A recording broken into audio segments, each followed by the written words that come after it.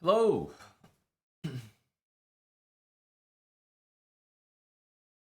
Hello, hello. What's up, Shirts? What is up, Mr. Shirts? A Petkov. Two-way path. Coachers. Sarah's. Lolly. Rose Twig. Thanks for the 10 months. Riblet for 2 years. Thank you, Riblet. First sub of the stream.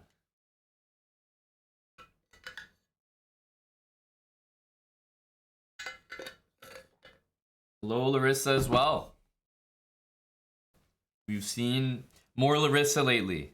Go, Larry.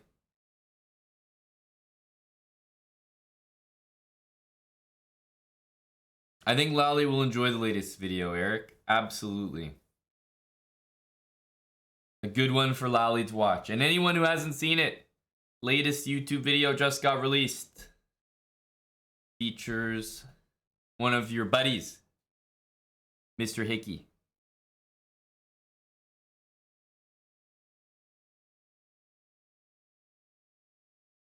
I think the NBA drafts, Badkins, were pretty entertaining. Because they were later in the night, so people had more drinks.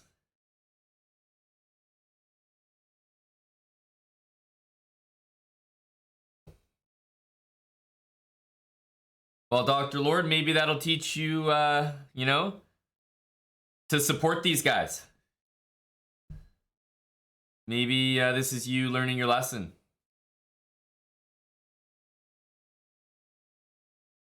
Hey, Java Bandit. Have you seen that latest YouTube video yet? Or not quite? Mr. Henry95. Thank you for the 14 months with Prime. 5 lives, 28 months. Axolvo, thanks for the 7 months. Thulster, 22-month resub.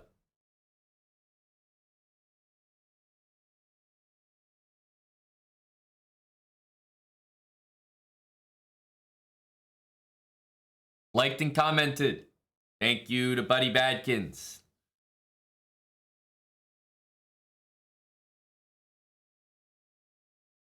Hey, that's a fact, Java Bandit. That is a fact. We need our resident Hickey updates. I'm listening to a set, Larissa, from Valentinian's Girl, Korolova.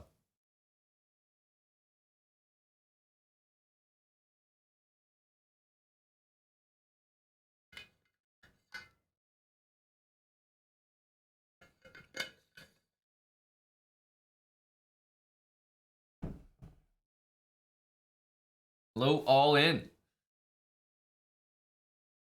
Hello, buddy.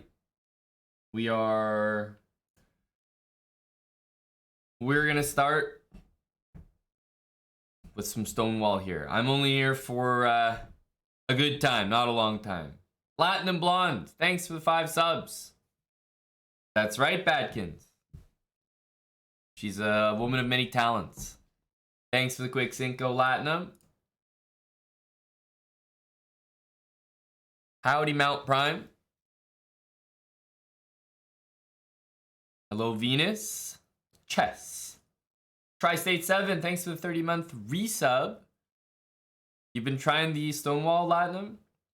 I'm not sure. You must have not been here. We did a Stonewall tournament, like a themed tournament, for an hour and a half, which was pretty good practice. You got your first 2 Stonewall dubs last night. Congratulations. OG Yaya, thanks for the 17 months. Tier 3.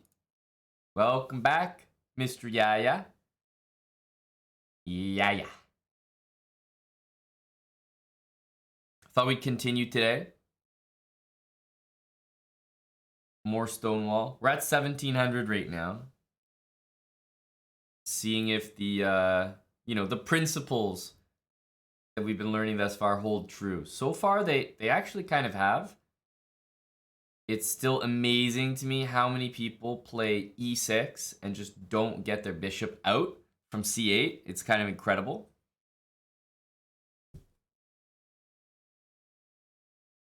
Sawman85. Yeah, things like longer series like that you'll usually find on YouTube in time. Like the Habit series, like the Stonewall.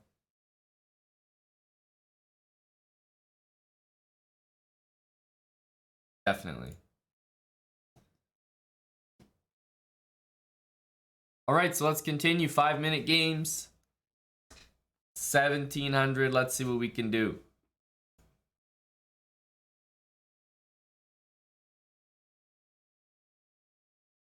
Well, E4 already means low chance of a routine Stonewall.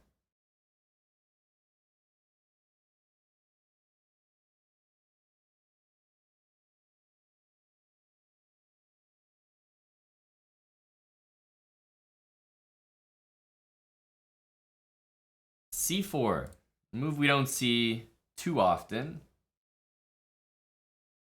One thing about c4 when it's against this structure is usually as soon as you play knight d7, it's a decent time for white to go like that. Because your knight on d7 doesn't really do that much. But if you leave your knight here and they take, you're very happy because then you can play knight c6. So, not sure exactly how he's going to develop here.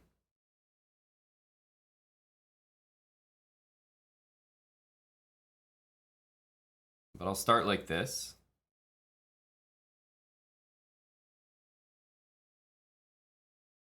He's already getting this in anticipation. I think I'm going to play b6 and maybe try to trade this light square bishop. This move is too catastrophic, so I actually need to play h6 here. A little unfortunate.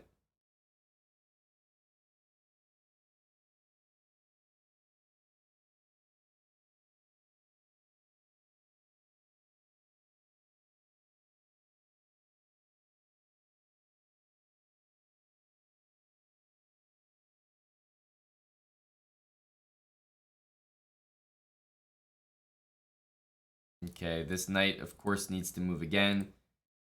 It simply can't stay on that square. And this knight will need to move. There's no way. No way it can stay there forever. So, since we can't play g5, I think we have rather limited options. I'm looking at b5. I think I'm probably going to do it. Really love to trade light squared bishops. I mean, it's not a massive achievement, but I got a lot of light square pawns, so I'll take the small victory.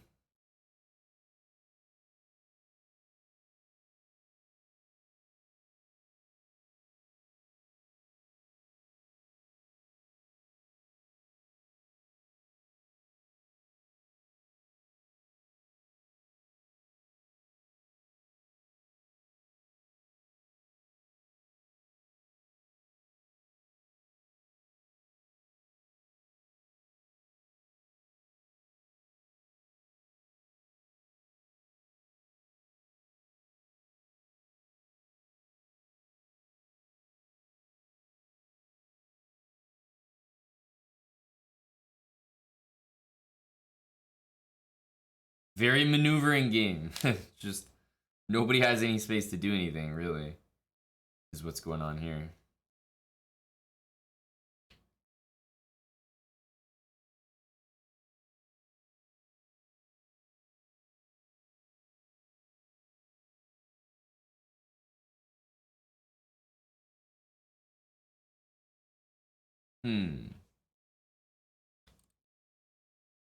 Queen d3, bishop e3, perhaps. Let's bring this king out. I think we will need to move the g-pawn. It's just going to be necessary.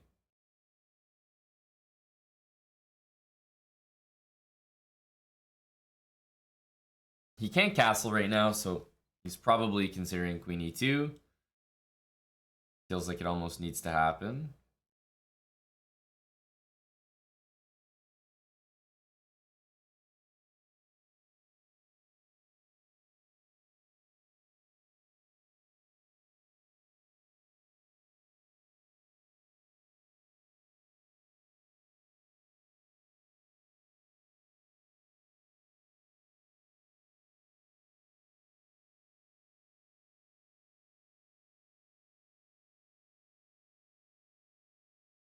I like a4. I'm also not sure about him taking here.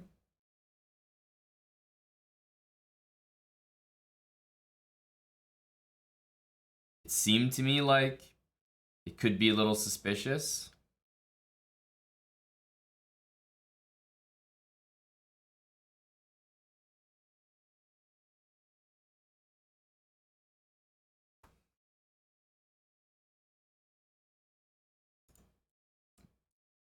Getting a lot of stuff here. My knight can also jump in.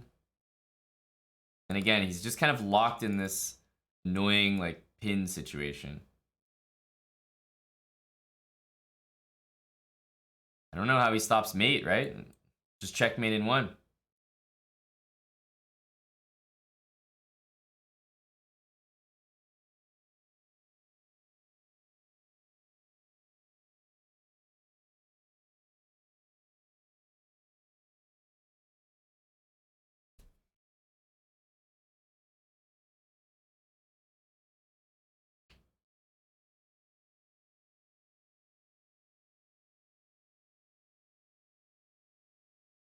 There we go.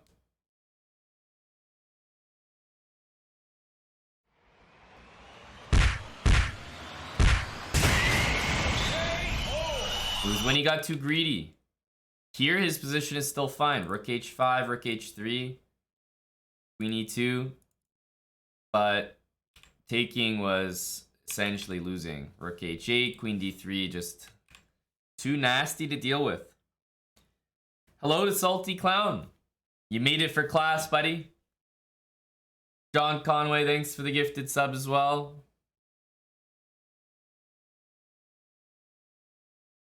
Cheers, John.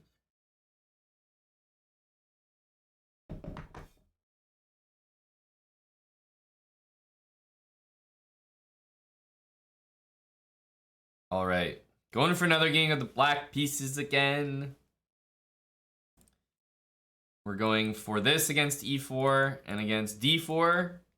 Should be able to get our Stonewall set up here. Gonna stop this.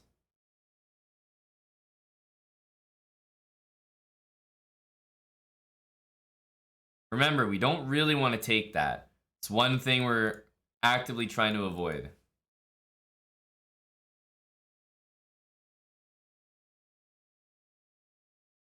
Okay, again, I don't think that does very much for white. I'm never really sold on this queen b3 move or queen b6 if colors are reversed. I don't know, it just doesn't seem to do that much.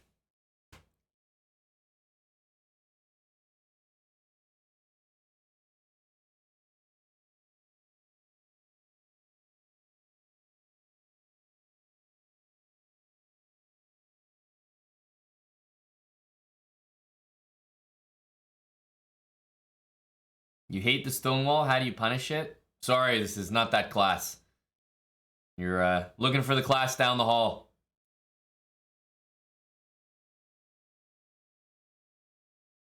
This is the class on how to win with the Stonewall. In 10 moves.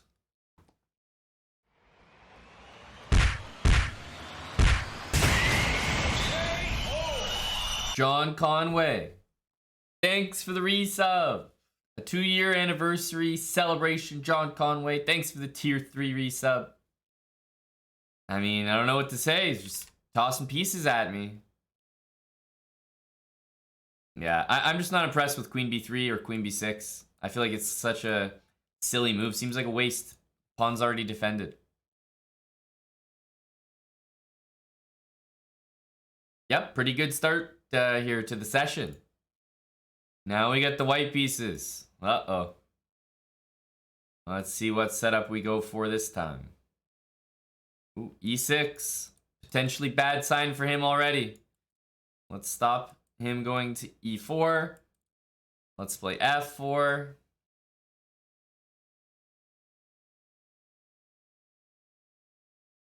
c4. Remember, that move is pretty much bad. It's definitely not a dangerous move. Get our knight into e5.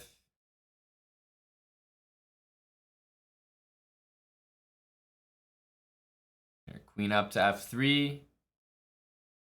And knight d7. There's probably bishop h7 as usual. e4 is a tremendously strong move. b5 isn't possible. g4, g5, queen h3. That's what I'm eyeballing.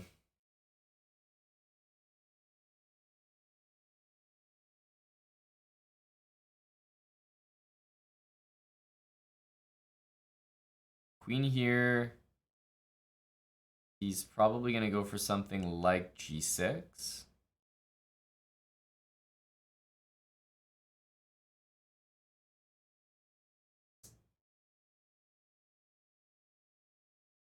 The thing is, this bishop's not going to b7, so I'm actually not too worried about the knight getting in there, so I think I have time to play this. Because that's just not possible. If his bishop was here, I might be a little more concerned about giving up control of the e4 square, and then I would play g4, g5 right away, but here, I think I can go right away with queen h3. h6. Ooh. Well, now g4 is definitely tempting.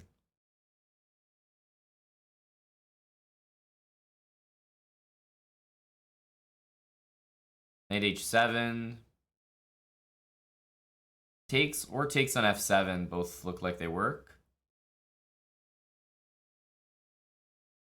If not g5. Again, it's just like, he can't take on e5. It's always super good.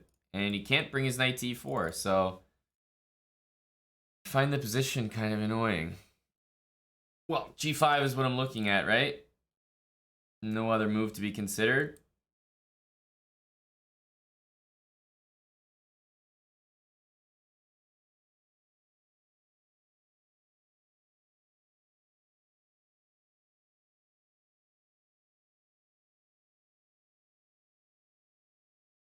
We have pressure on h7.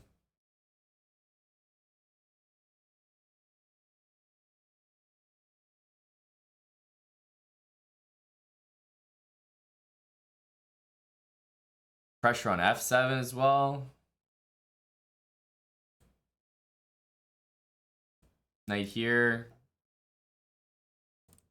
Knight takes, threatens knight f6 and mate. He's threatening maybe something like this. Knight f7 looks like it wins. The question is, do we want to throw this in before we take on f7? And I would say probably yes. So let's take. Also guards this. If he takes here, then we throw in knight f6. And now we take here. We're threatening mate, and we're also guarding g5. And that'll be it. Again, completely dead after what? 10, 15 moves, not even.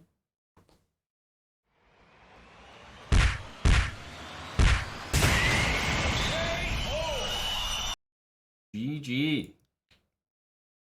I find these positions when black plays e6 insurmountable for black. Like, you can't overcome. As soon as you play e6, you have to be very alert playing with the black pieces. We did a viewer tournament where I forced black to play with the pawn on e6. It's not comfortable. You definitely want the bishop out somewhere, because this is just very unpleasant. Like, having the knight get in there, and playing c4 makes it even worse. Like, this bishop is just garbage. Knight sits there. He can't play knight e4. Highly uncomfortable.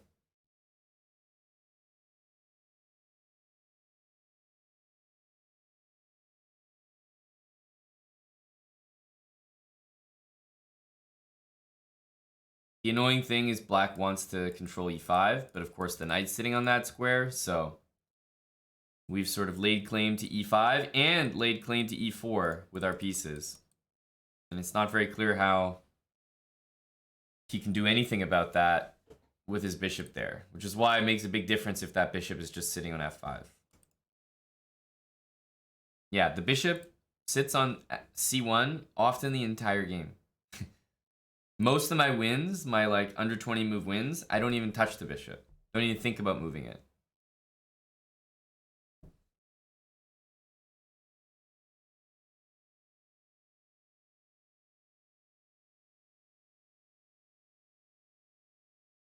Okay. Knight here is an interesting first move. I'll start with this. He could still play that. He goes d4, so take the opportunity to play f5.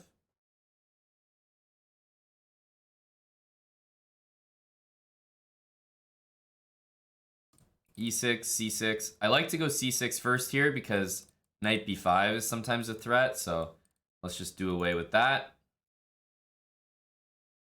Solidify things here.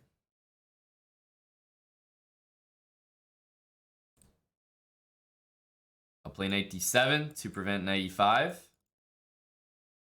We'll go knight f6, castle, and knight e4. And again, I have the e4 square. He doesn't quite have the e5 square for himself.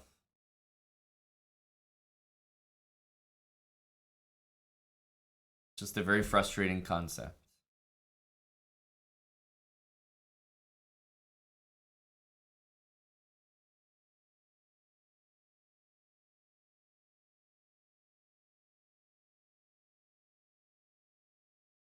Am I not weak on the dark squares now? Yeah, I mean, it's my good bishop. I don't love to trade it.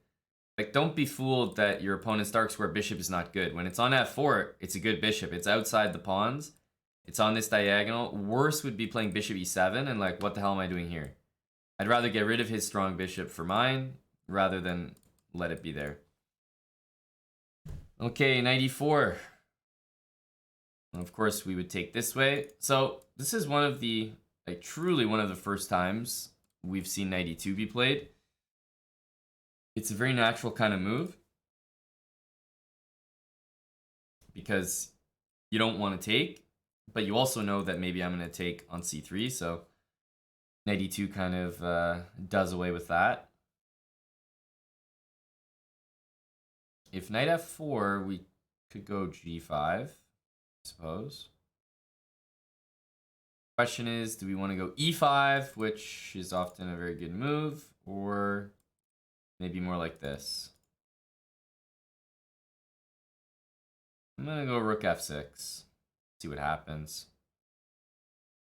I don't like playing knight f6. This is like a, again, really typical bad move in the Stonewall. White plays knight e5 immediately and then plays f3.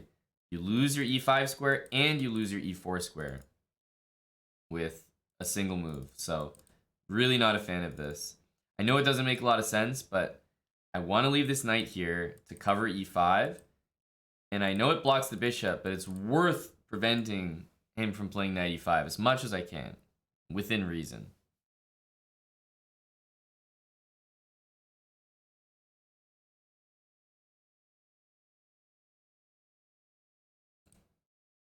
We have a g-pawn advance we can still try. Of course, if he takes, we're always taking with the f-pawn, and you can just feel the gears turning in his head. Like, no one really likes playing against the Stonewall. It's just not fun.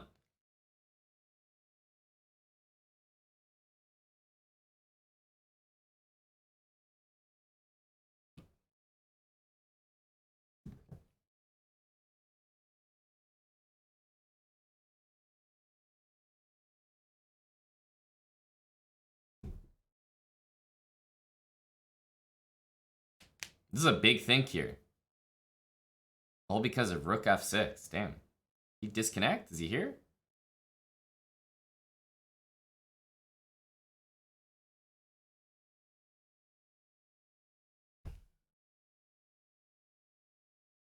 Usually it's right around this moment where I start to also ask, did I disconnect? Am I here? Because you never know.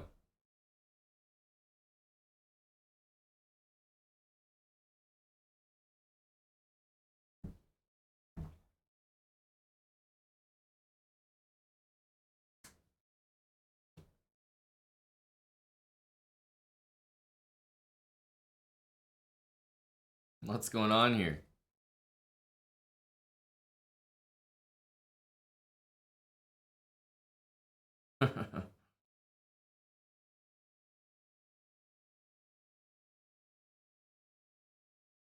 He's in the tank. Rook f6. Just a bombshell of a move.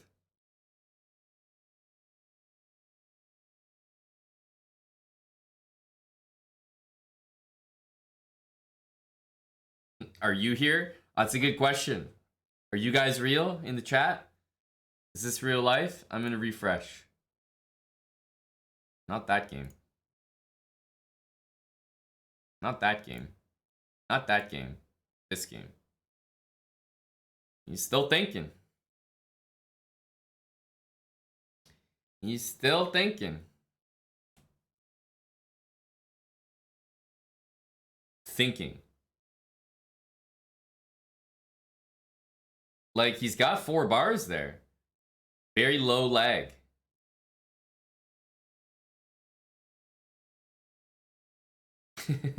What's going on? This is an 11 move win. Look, if you guys can't access e5 and you got a knight staring you in the face on e4, I understand it as well. I get it, man. I wouldn't want to play that position either.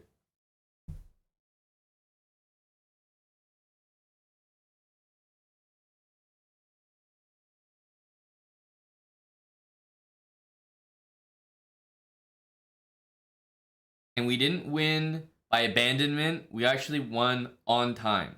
So he's just at his computer, hand on the mouse, just staring at the screen. Okay, that's a win. Big KO.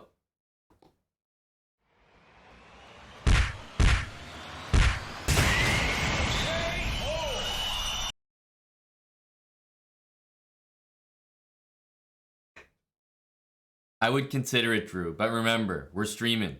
Our time's valuable here, you know? Monkey Elf, 27 months with Prime. Thank you and welcome back.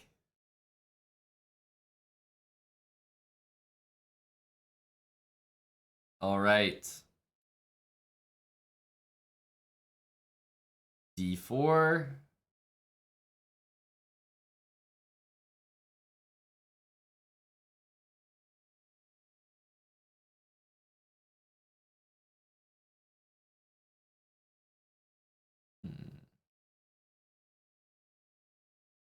C5 is almost always after black plays that, I play C3. Just the way she goes. When the bishop goes there, you might be intending that, so I'll definitely be playing this move, I think.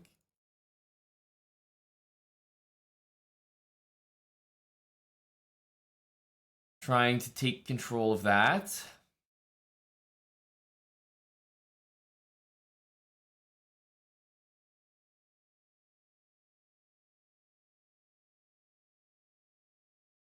All right, time to chuck the G-pawn up the board. See what happens. Here, you might be throwing the knight back to E8. Wouldn't be crazy for me to then play H4, though. Might not be crazy for me to play it now.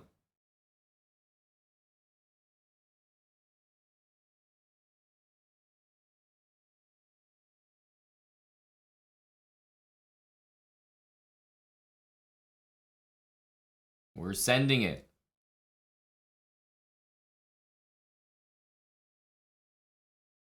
This is a big move by him.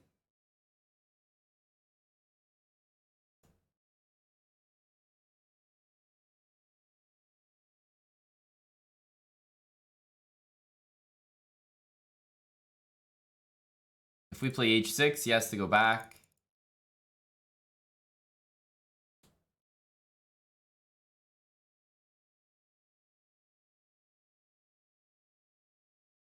But I'm not sure that's much of an achievement.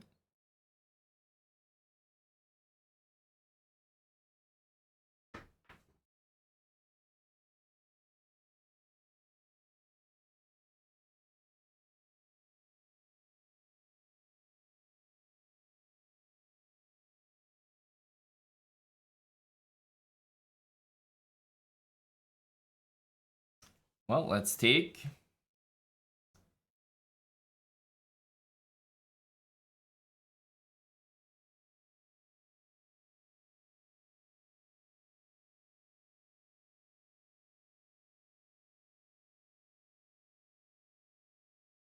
If knight here, then I think queen g4. I mean, I'm very close to being able to sack on g6. It's very close to winning, but he can take my f4 pawn. So let's get out of this pin. Let's threaten a move like queen e6 check.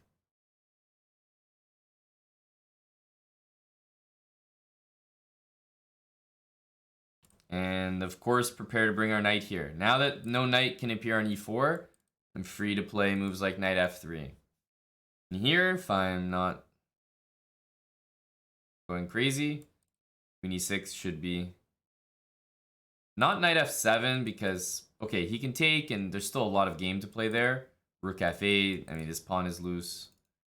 But knight takes on g6 and queen takes seems to lead to mate on h7, or at least a lot of pieces being won.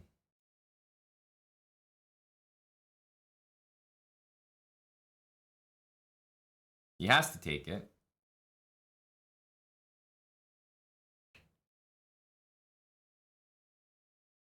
So only move king here. Queen check, king there. We actually don't have a mate on the spot, as far as I can see. Bishop g6, king e6, for example. Queen takes knight check, king e6. It's like very good, of course, but I don't see it being immediately mating. So after king g8, I'm definitely considering queen takes h5 first, which might could potentially be more lethal. I'm trying to figure that out right now.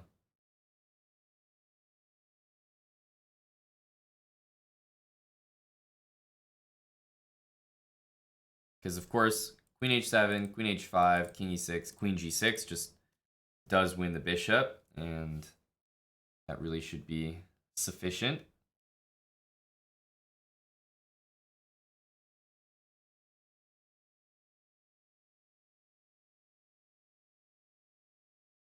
King here, queen takes. I mean, there's moves like rook f7. It's just not quite mate, that's all.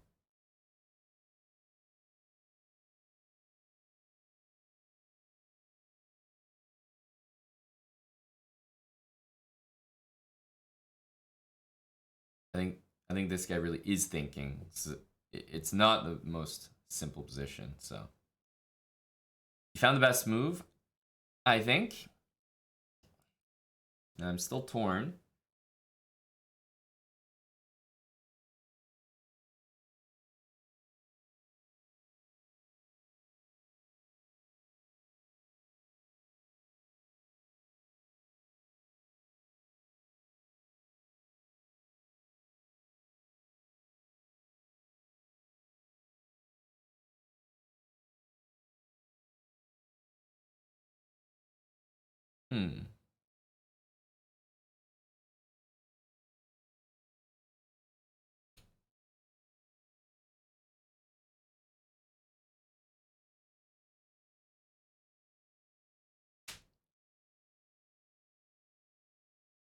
I think queen h7 and chasing the king is definitely like, it's definitely correct.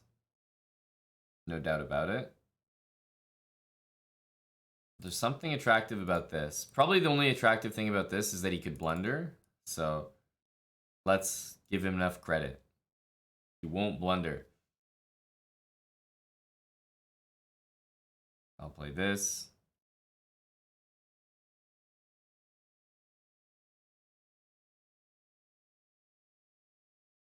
Here is still slightly unclear.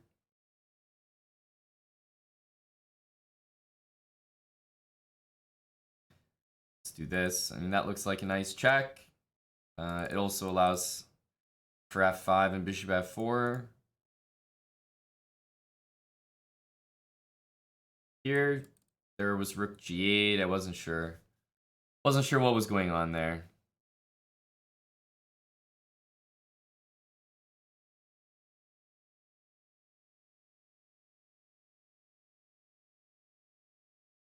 I think we just play normally here. I mean, material's even. I might win a bishop, but It's kind of good either way.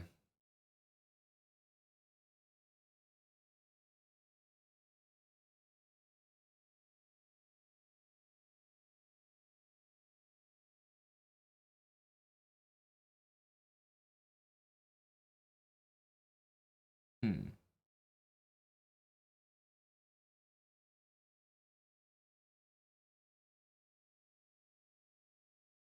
Check.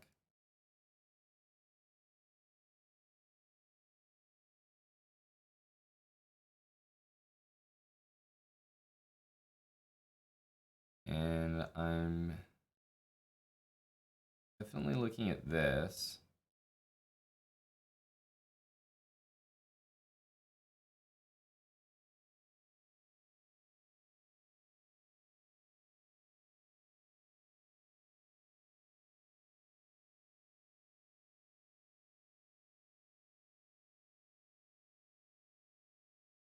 Bishop f4. Trying to use all the pieces.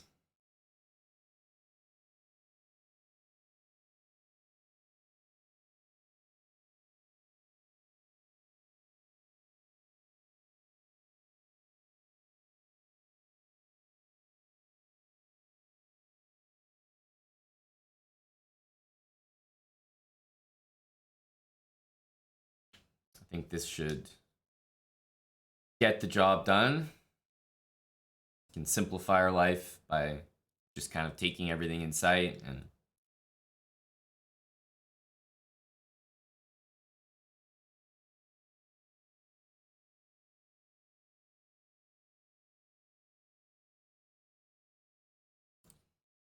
I'm actually going to take the time to prevent him from doing that. I think it's worth it. King f3, powerful.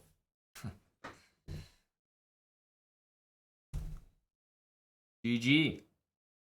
He had some good fight there, running away, but he was dead lost for a while. Yeah, we just kind of assaulted the king side here, like g4, h4, like this is just scary to deal with. It might not be better for white, maybe it's around equal, but this is just frightening. I'd rather play white every time. You know, it's not overcomplicated, just throw the pawns up the board. Specifically, I was being careful in some cases to maybe try to avoid g5 with knight h5, because then sometimes like you don't have another way to break through. So I want to play h5 first and only then g5. So we first create weakness and then we can try to exploit it. Something like that. So close game. If you look at the engine, I'm sure it's like close most of the way, but white had an easy plan that we were following the entire time, which felt good.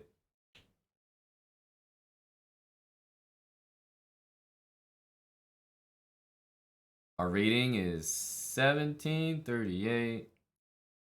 All right, let's go white pieces again. Let's go here.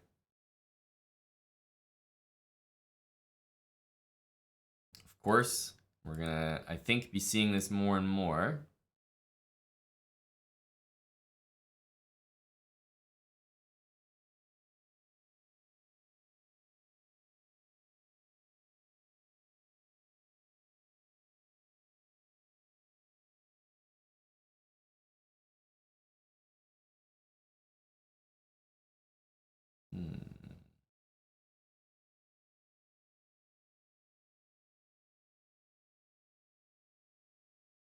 Queen c7. Well, remember, if we can't go here, then the plan is probably to go for an eventual e4. I'm interested in maybe trying f5 as well.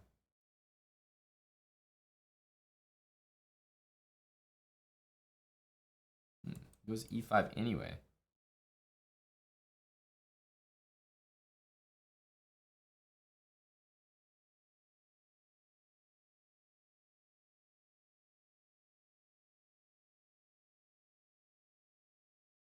Let's take low Eddie.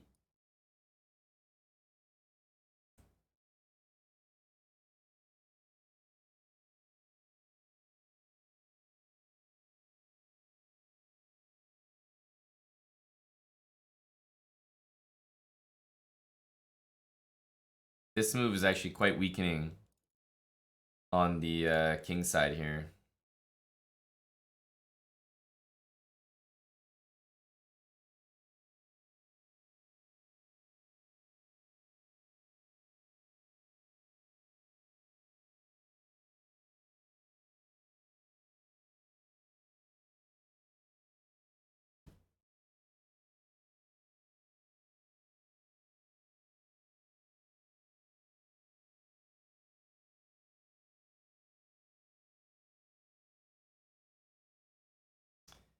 Opening this diagonal is always risky.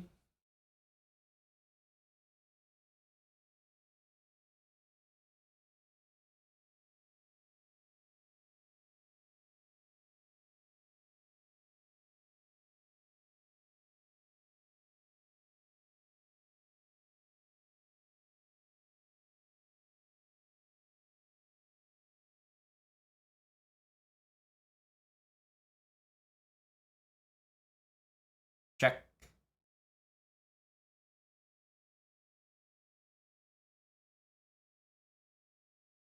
Now we have knight e6, we have knight c5.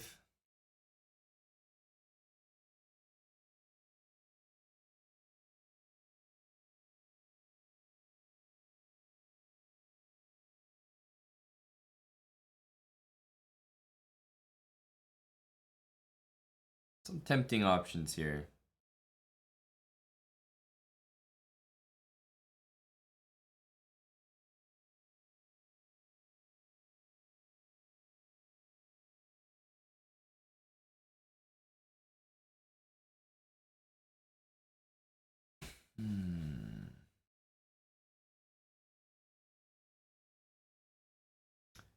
Go here. I think queen here, knight f7 is working.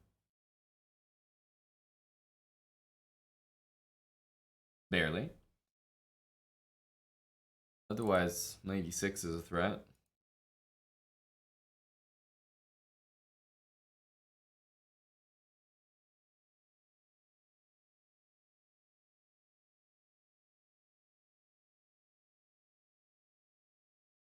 But yeah, the Stonewall where you face d6, almost always involves either playing e4 yourself or simply adjusting, because your normal idea of putting a knight on e5 is obviously not happening with a pawn on d6. That's what I was thinking, Gory, exactly. Rook takes knight at the end, so... Well, we could be wrong here, but...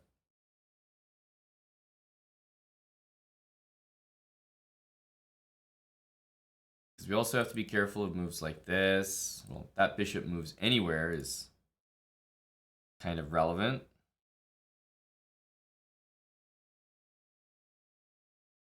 I don't think the calculation is simple.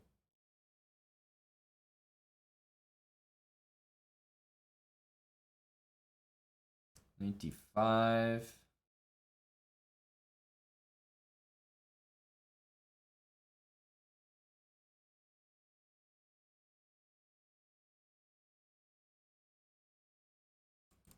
Hit the queen. We can take. We can also take. It all looks good.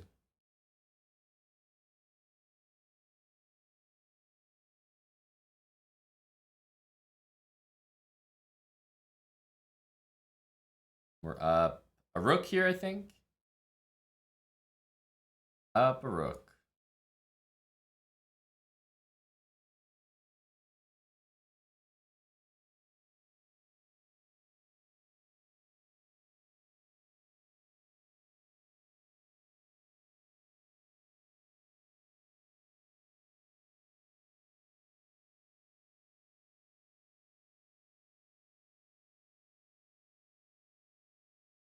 Rook e1 forces a rook trade, but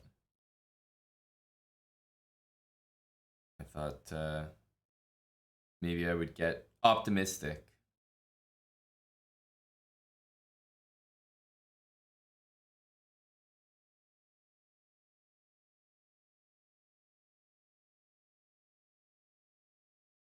Can do things with the rooks on the board, I think.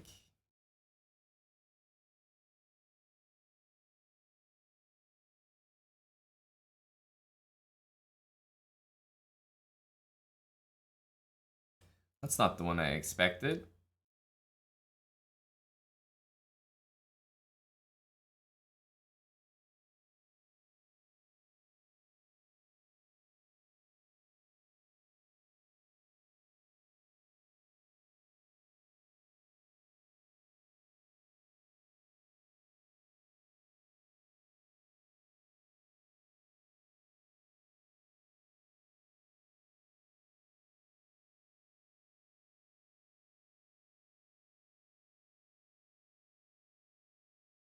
And you should be able to put them in a checkmating box there. These are all covered by my pieces. And so the only moves that are needed are these ones.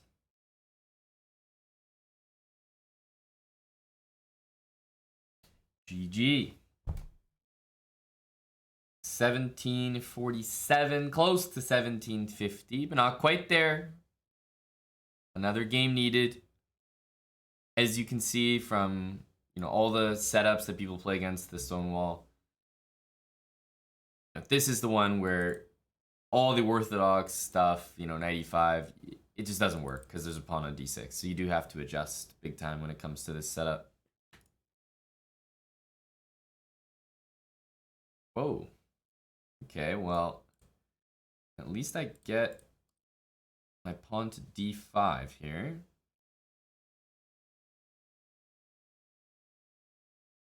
But we're playing against b4.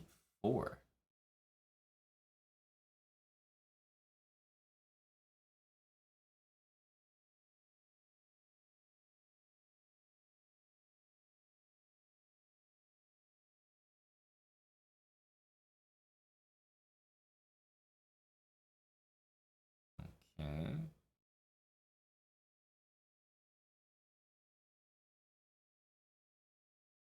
Pawn or knight, I'm not sure. We'll castle for now.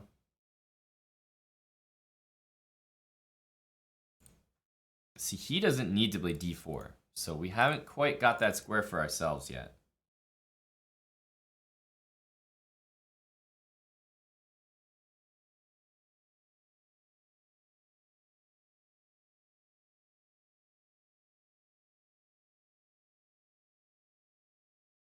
Knight here, takes knight.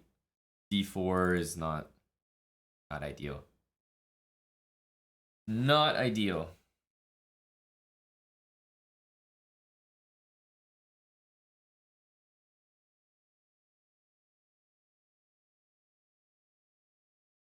I'm gonna think how we can continue nicely here. We want to keep the structure alive.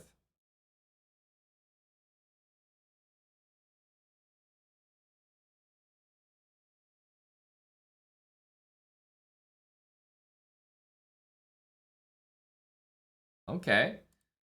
Well, he's gone d4. Of course, now I wish my queen was on c7 so that I could really prevent knight e5.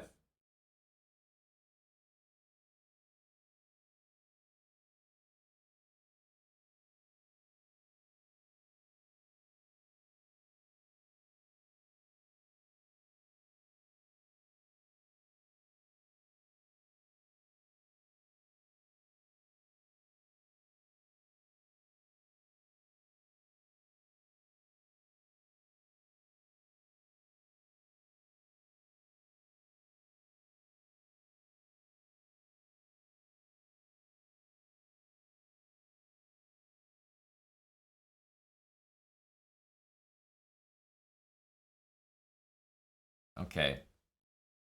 We've somehow, somehow gotten a position remotely like what we might want.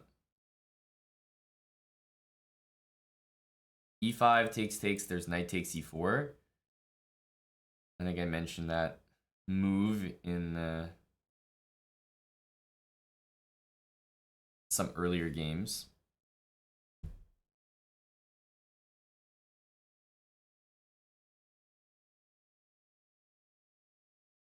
We can take with the queen, so I'll probably still go for it, but would like to take with the knight.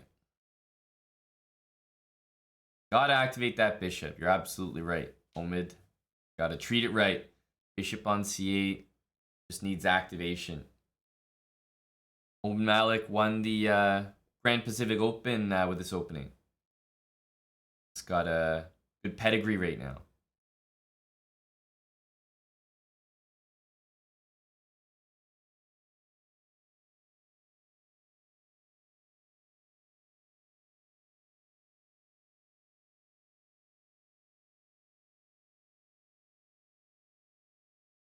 Let's go rook f6.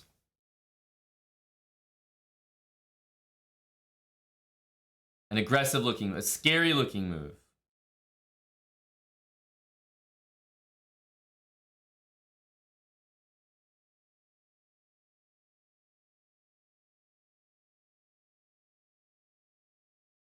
Takes, knight takes e4. Doesn't work anymore. My queen's protected. This move makes some sense.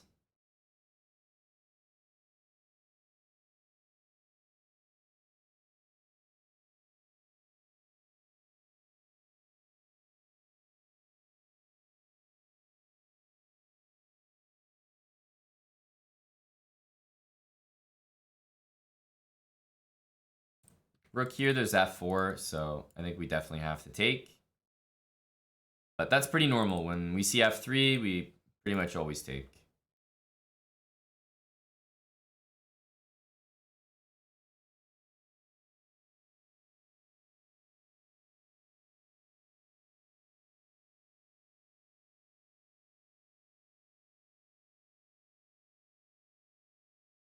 All right, let's keep a rook on the board and go knight f6, and then our bishop will be free, this rook will be free.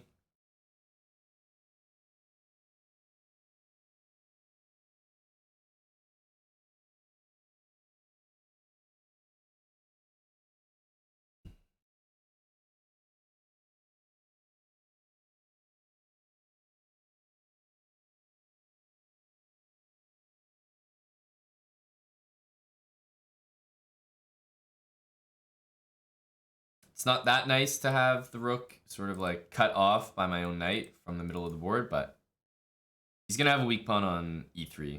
It's not going to be easy for him.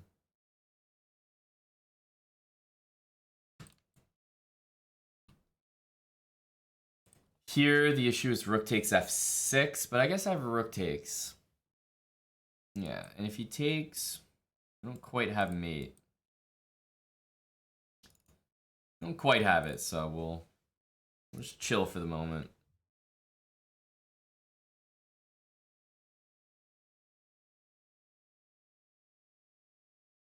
Take this way. This rook is going to make an appearance right here.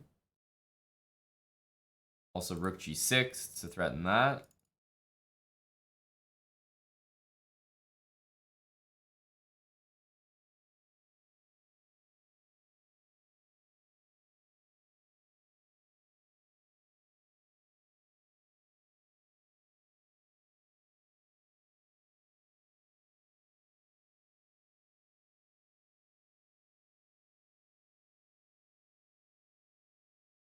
Be a little careful of this move. If his pieces are tripled, there could be a world where he threatens a mate there.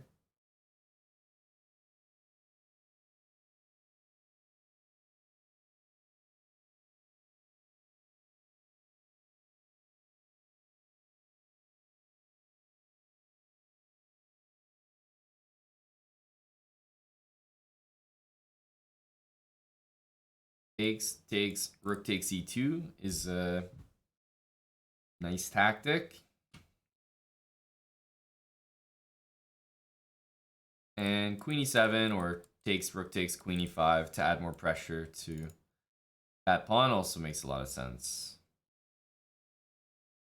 Okay, do we want to go here or here? I kind of like this.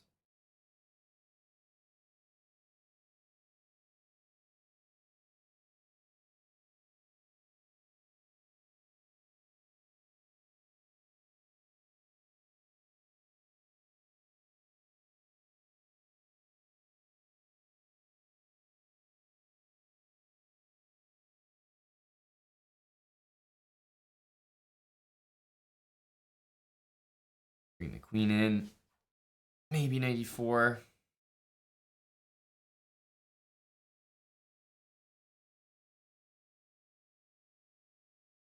H6 at some point feels like the right move to make. I think queen a3 would have been a little nicer. Maybe just go for that pawn, but it does also allow bishop c2. We can play this next. For example, I think queen a3 is very strong. Hits the pawn, and there's not really a way that he can defend this. You can play e4, but we just take anyway, and that move isn't possible.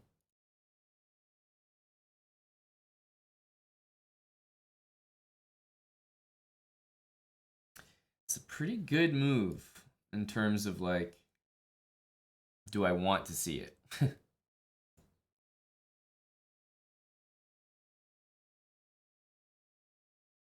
Yeah, I don't really want to see it. Now that move I really do want to see.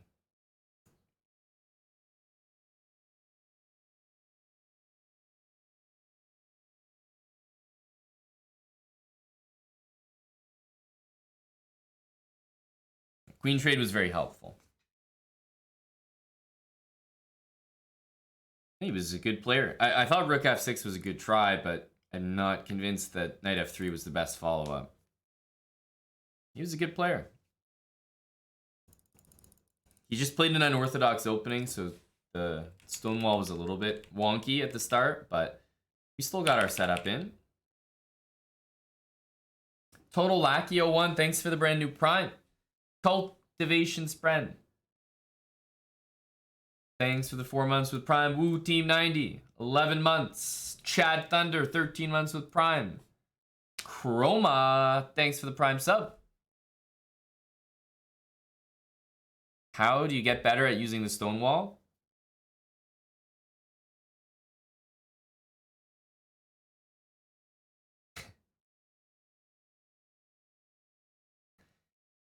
My man just walked into a sperm donor clinic and said,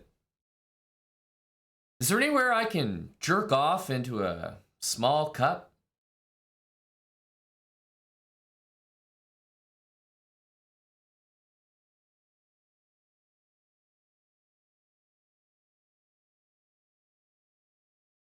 And they said, "Sir, we'll even pay you for it."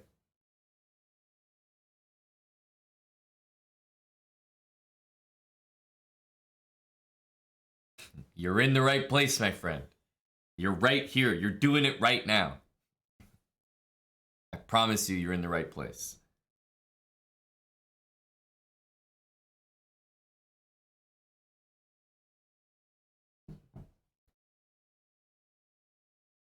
$17.50. Yay. How much do they pay you? Oh, it pays pretty well, but depending on some factors, Corey. But you can make good money doing that.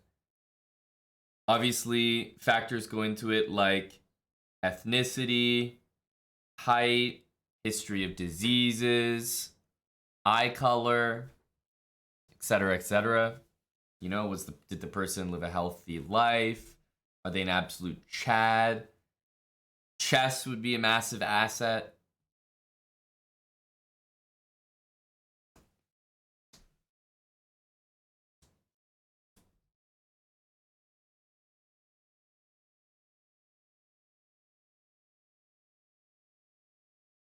Blue and blonde eyes. That's an interesting combo. Never thought of it that way. Coacher22, thanks for 5 subs. Quick Cinco from Coacher. Eddie, it didn't quite happen. We're going to host it soon. Don't worry, you didn't miss it.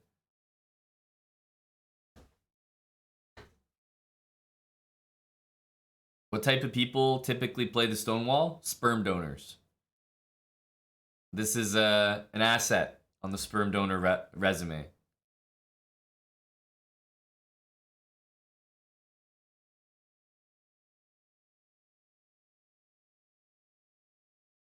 All right, 1750. Let's keep going.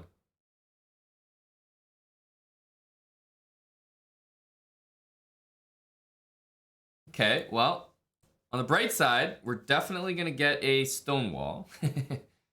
On the other hand,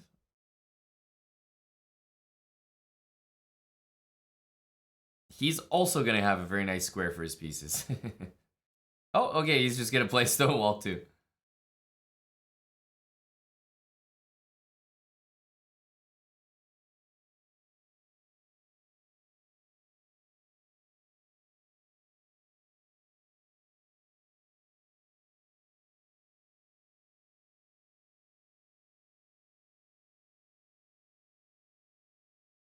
Didn't quite work. We need to castle first, sadly.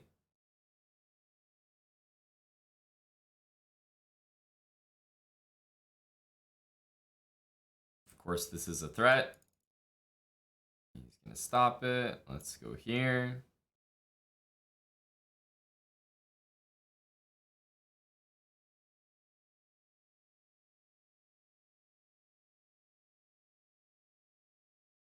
Well, guess what? I know what he wants to do. No secret.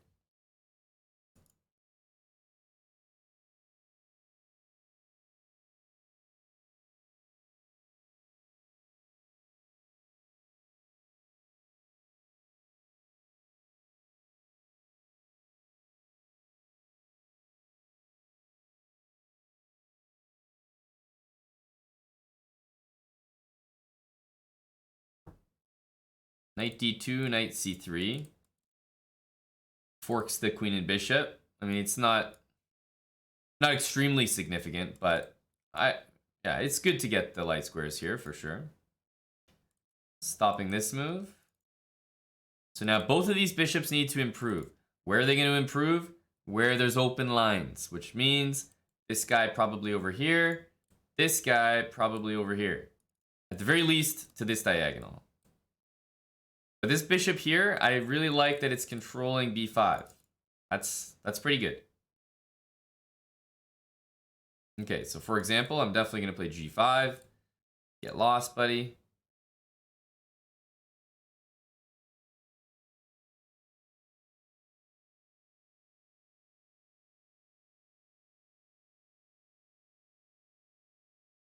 Can bring the bishop to a place where things may open up. This bishop I also want back on d8.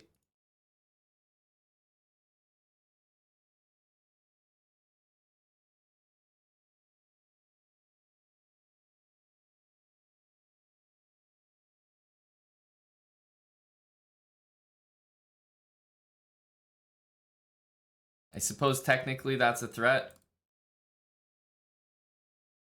He may inadvertently defend it. There's so many moves that defend it, even if you don't actually see it. Like that one. Maybe he saw it, but...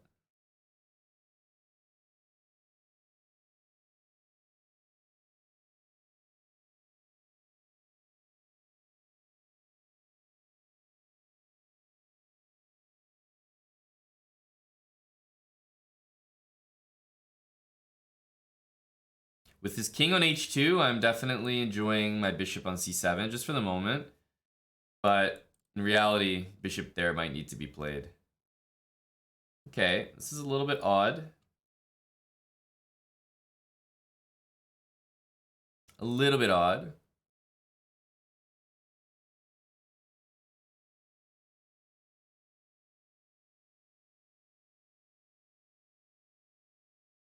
That's a free pawn. Looking pretty good here.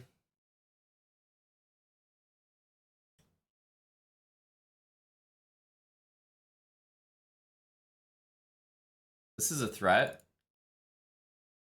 G3.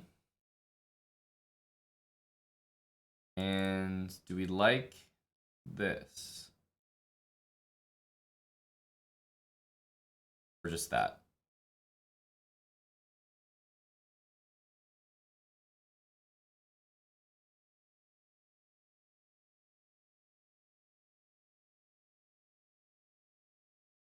Yeah, let's do this.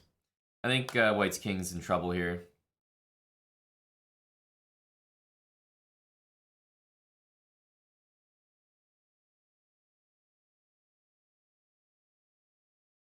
Check, king here. Rook f1 is just barely covered by that knight. Oh boy, he's really asking for it with that move, isn't he? I'll tell you one thing he's doing. He's getting that rook over. It's pretty nicely done. Check, king there.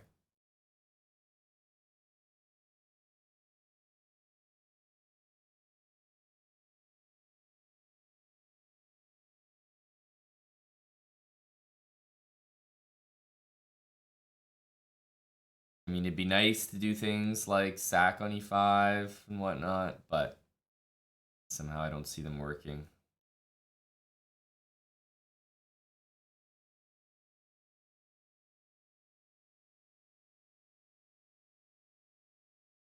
I'm going to go back here. I want to keep my pawn here to stop the knight, because right now, that knight actually can't go anywhere. Every single square is covered, which keeps the bishop out of the game as well. So even though I'm giving him a protected pass pawn here, first of all, I don't think he can push it, because then he gives me this diagonal back again. But I also want to take control of that square, maybe h5, h4. And yeah, I do not want to allow this knight to go anywhere.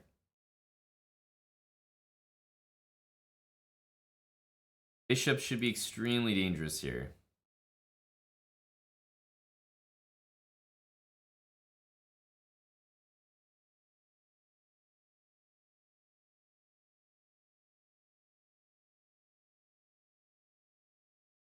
Well, it's not the most dangerous move we've seen.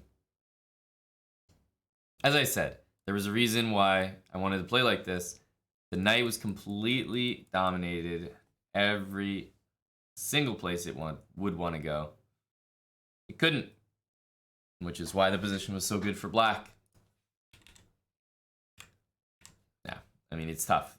You don't have any knight moves except those, and those are pretty bad. Nice. Next best thing. Thanks for 13 months with Prime.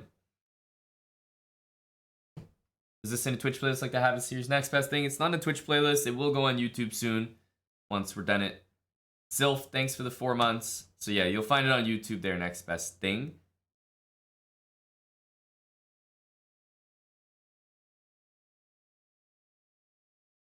Okay, we got the black pieces again. Going for the French. Exchange. But our opponent has finally, this is the first one in the entire thing that has gone c4. Truly the first one. Right? Because against c4, it's like, best I can do is c6. Right? But this is like finally someone who's not leaving their pawn there and playing knight c3. They're actually playing c4.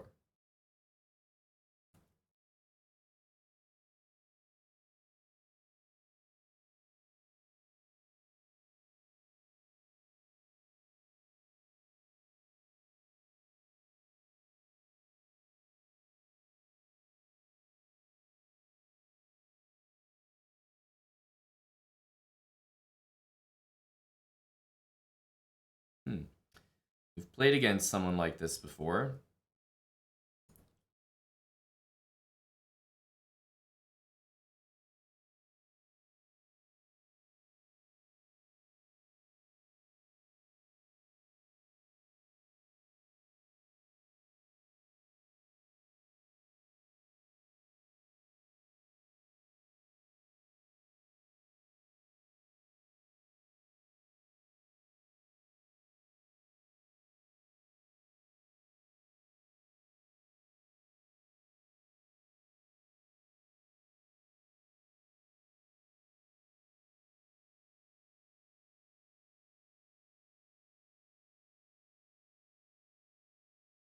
Okay, we have our strong knight. Achieved.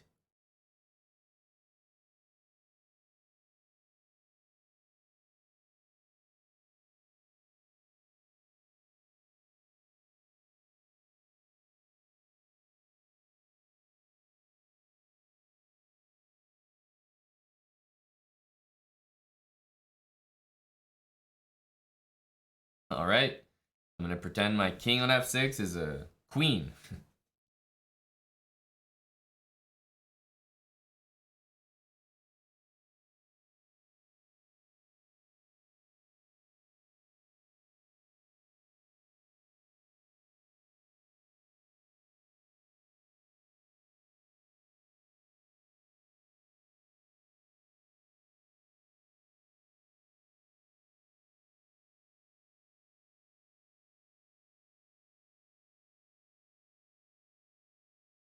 Maybe knight b3.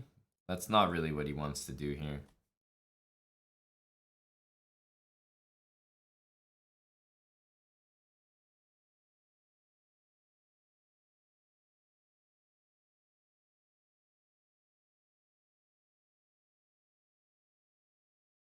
Takes, knight takes. We do have the option to go knight takes.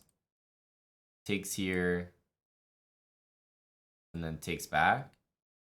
Which I'm fairly attracted to. And I think... I think I may do. But yeah, taking on d2 and taking on f3 and taking on d4 is kind of the... That's what you're supposed to do. You know, this is what good chess is all about. Takes.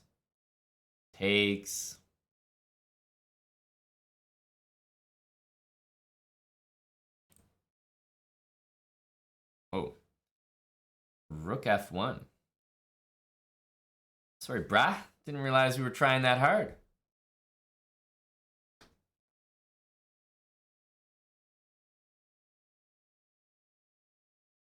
Didn't realize it was like that.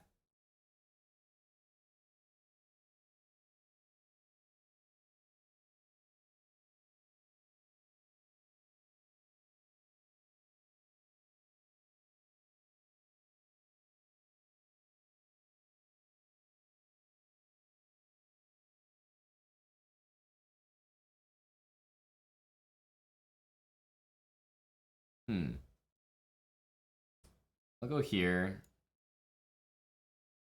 I know this bishop can move, but I don't feel compelled to deal with it just yet.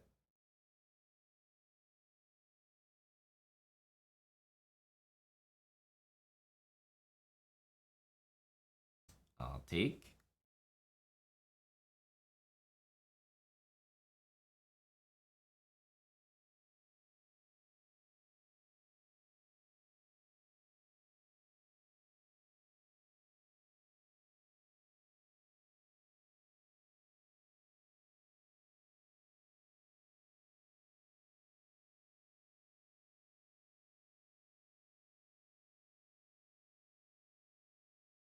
H5 also looks like a decent move.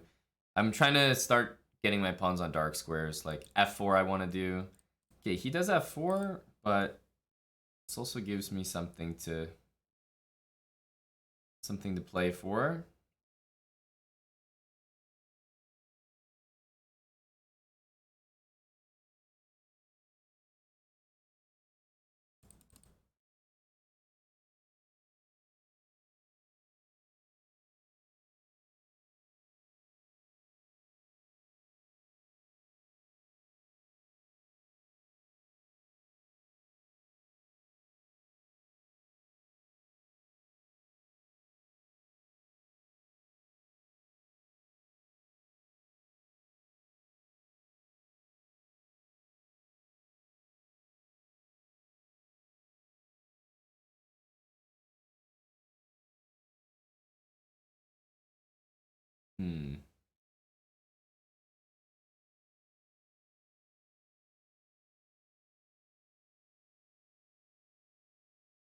I think this just makes my life easier.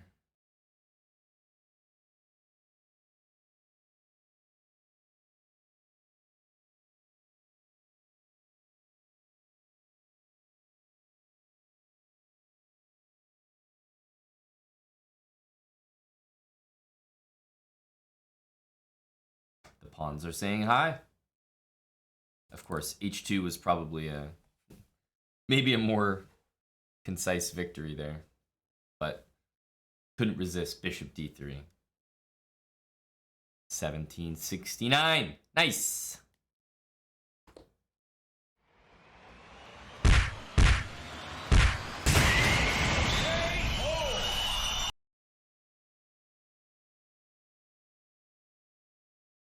Tommy, it's always a win for the Stonewall, buddy. These all go into the column of Stonewall W's.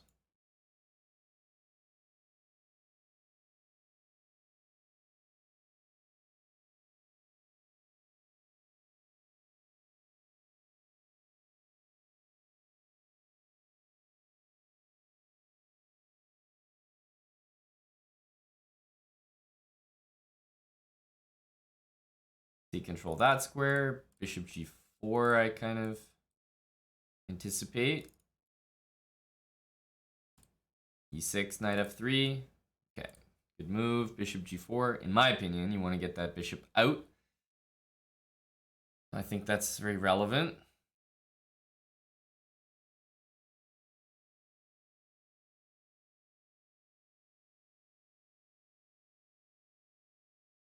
Okay, so we want to go knight e5.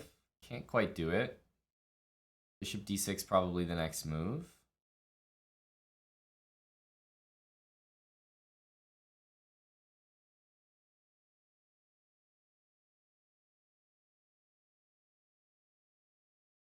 Let's go here. Bishop d6, h3, takes, guards my pawn. And here I think he's getting his bishop trapped. And bishop f5 is not an option.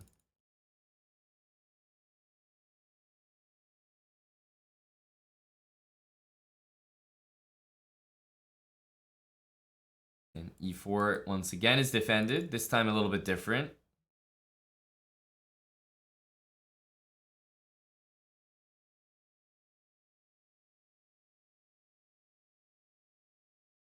This doesn't look that intimidating.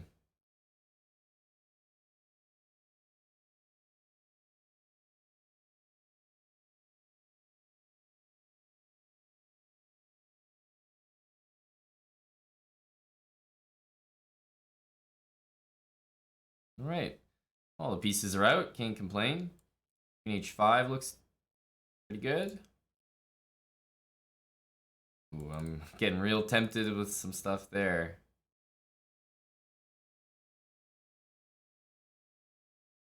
f5 is not quite an option because of the e5 knight.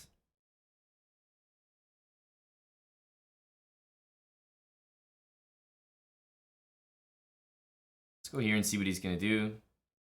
This move's not possible. He may put his knight back on f6. He may do this, which I'm extremely happy about.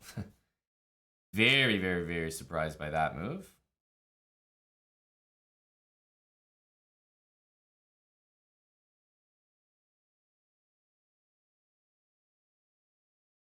Okay, well, rook takes f7 and queen takes h7 looks... I mean, it's just in the spirit. It's something that you can't calculate too much, or you might convince yourself not to do it, you know? So you have to go for it. Queen h4 loses on the spot. King e7 loses on the spot. This is hanging with check, and rook f1 is coming.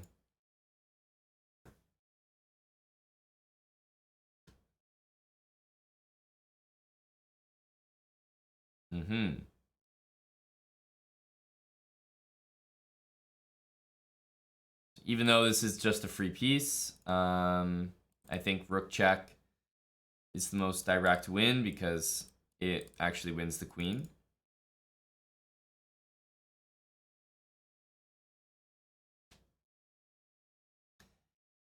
But the question is, after rook takes here, what's his next move?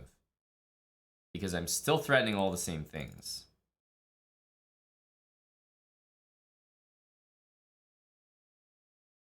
Rook takes, let's say he moves the queen.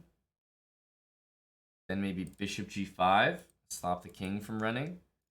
Like, I definitely get the feeling that after rook takes, he may be in just as much trouble. Queen f6, we have bishop g5.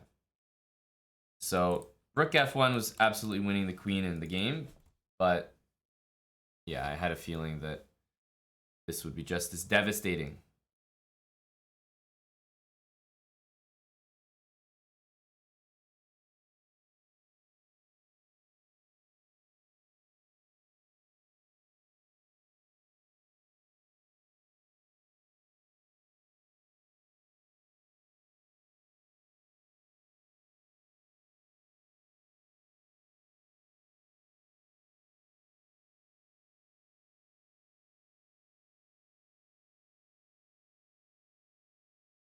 How are we going to say no to a beautiful checkmate like that?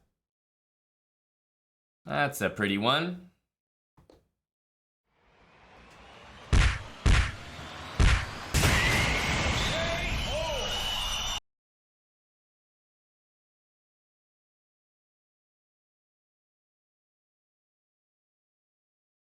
Dabcat716, thanks for the 11 months. You don't play chess, you just like watching. Okay? People are here for all sorts of reasons. And the most common one is definitely not chess. I think the most common one is to witness what comment Tommy Fukin Shelby is going to type next. Ellie Bull 001, thanks for the 3 months. Welcome back.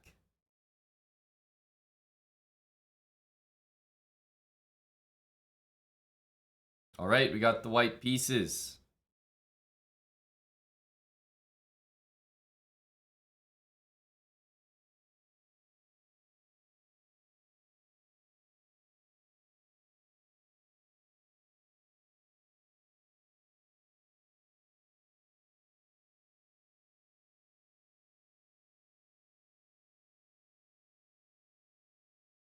Getting ahead of that bishop.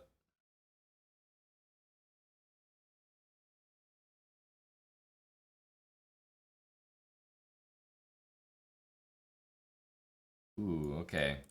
Let's block the bishop.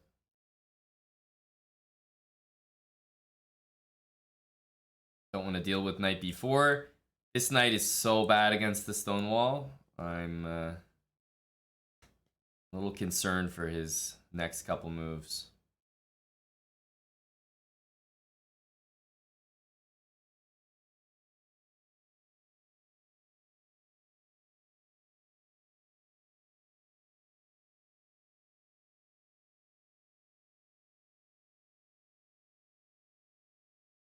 Knight h6.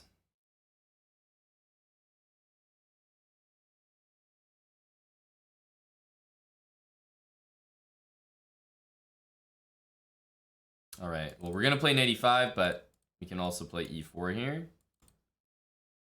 Still the exact same ideas.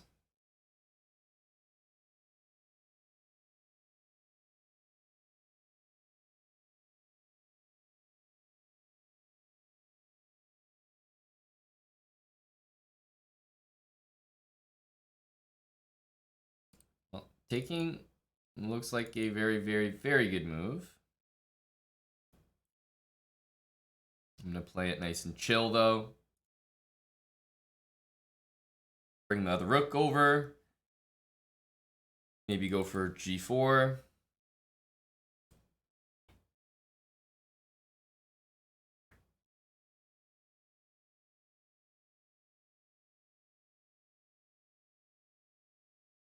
Okay. What's happening here? You gotta be careful. You don't... I don't think that move works. I don't think that move works. He might lose his queen. He's definitely gonna lose a piece here.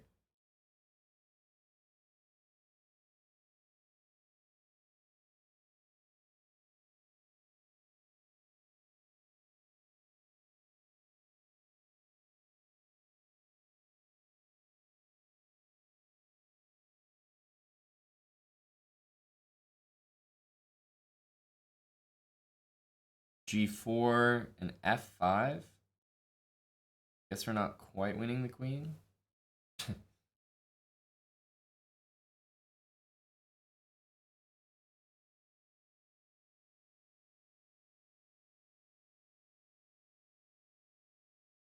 does have G5.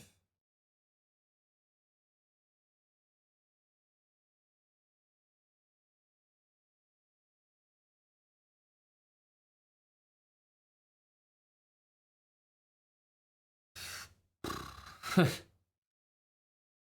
this is quite something.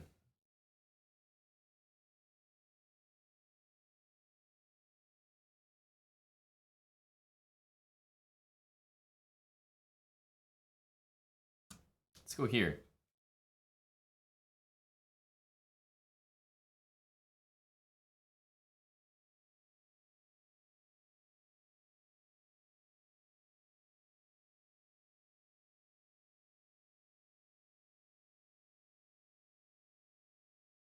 Knight here, queen g6. It's like, should be 10 wins here.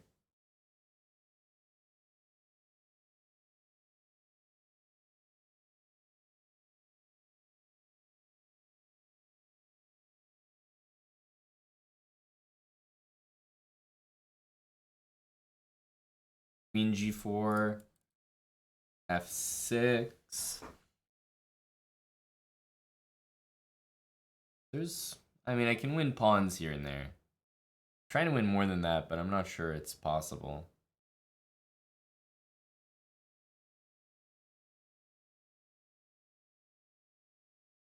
It's like incredibly winning.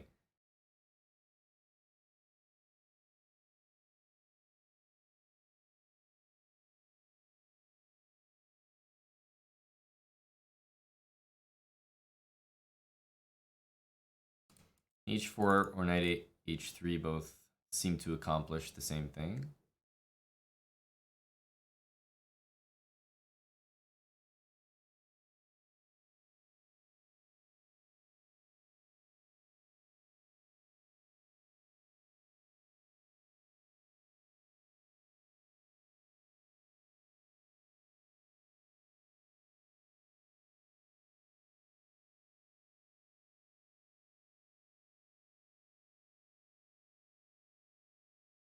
It's a funny looking move.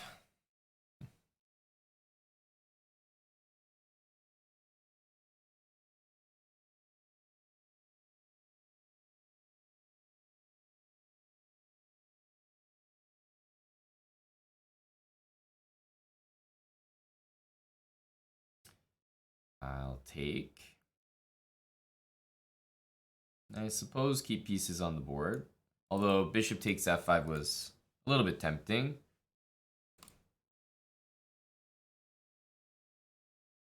There's just nothing wrong with our position. Everybody's working.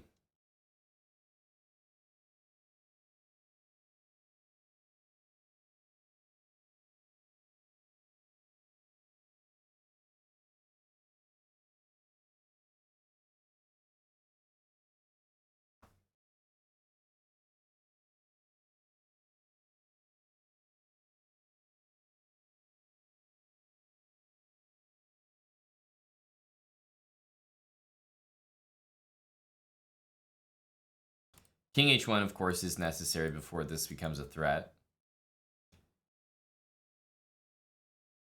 But the nasty thing was he couldn't really get out of the pin without spending 2 moves. So I am actually going to have time for king h1 no matter what.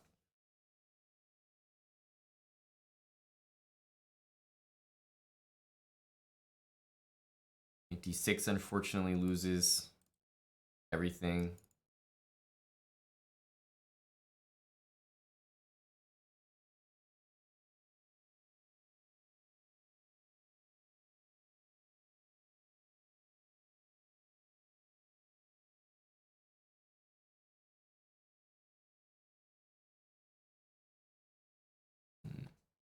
Here. Double the rooks.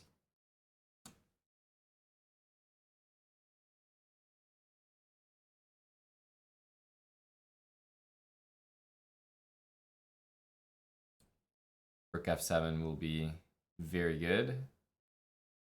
e5, I think d5, so he doesn't have a square to run to. It's the most infuriating move to face, I think.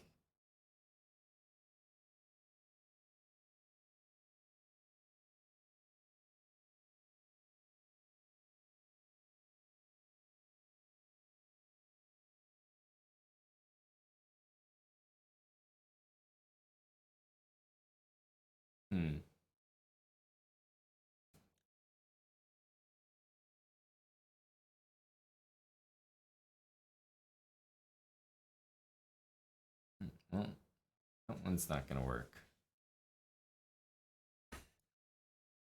Go for some kind of checkmate here. You just have to he's got too many pawn moves, unfortunately for him. And of course. Let's go with the knight mate.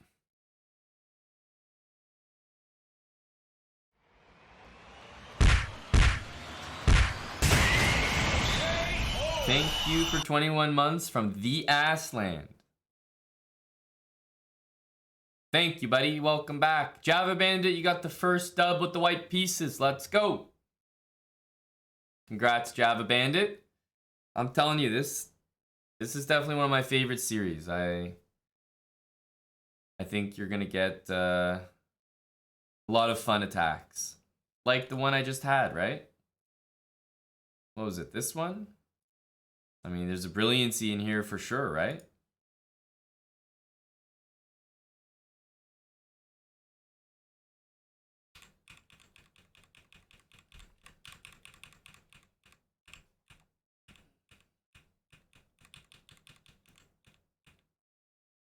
There you go. This is a brilliancy farming opening machine.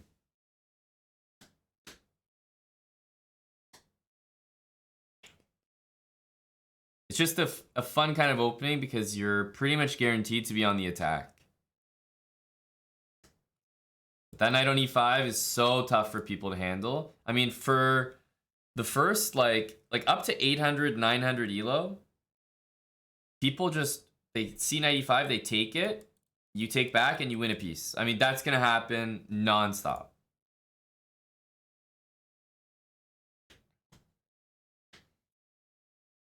All right. Let's go e3. Seems to be materializing for a similar kind of opening position. c4, never a good move. I mean, we're at 1800. People are still playing moves like c4. I do not think that moves like c4 are good at all. Okay, let's castle.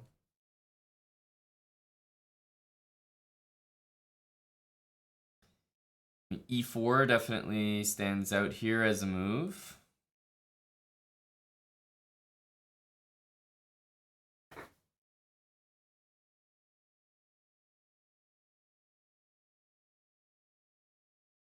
Let's go for e4.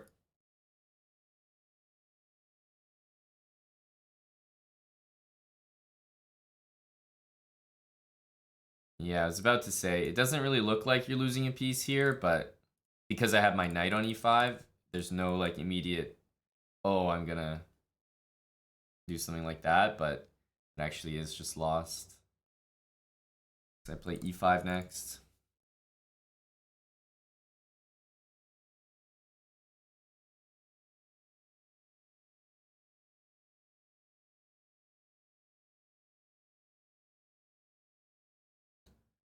I think here takes bishop b7 is kind of concerning. I'll just go back. I was looking at here, if he took the knight queen c6, I think there was knight takes queen g4, queen h4, threatening mate, f5, queen f6, rook f3, and mate. Mate ideas, but much simpler is to just retreat the knight and go take the pawn on e4. I mean, this is over. I'm up a full piece. I mean, this is an 1800 here. This is an 1800 here.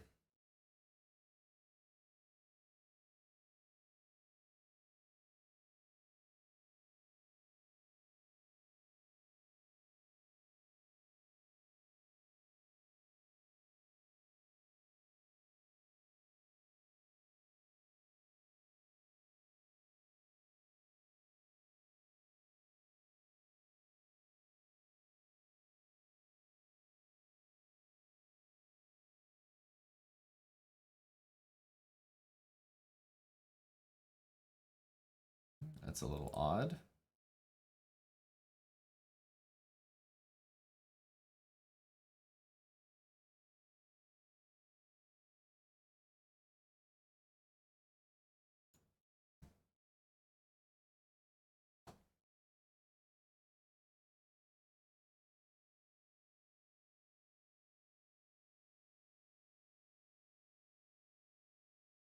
These bishops cover everything.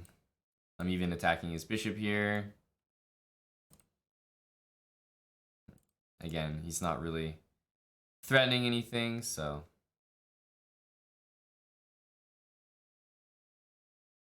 Bishop h7 is actually a threat here. There is a mating pattern here. Bishop h7, queen h5, rook f8, and queen f7.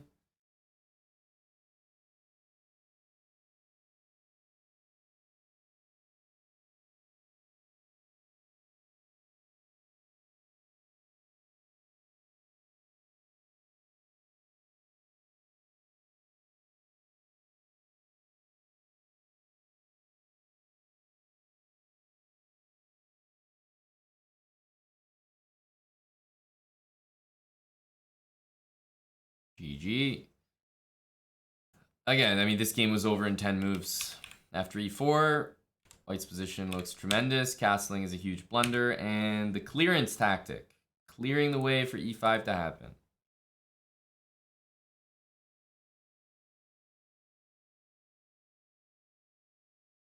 Very nice, very nice. Play a better opening. There are other openings you could say are objectively better than the Stonewall, but we've made it to 1800 pretty smoothly with this opening. I'd say it's pretty good.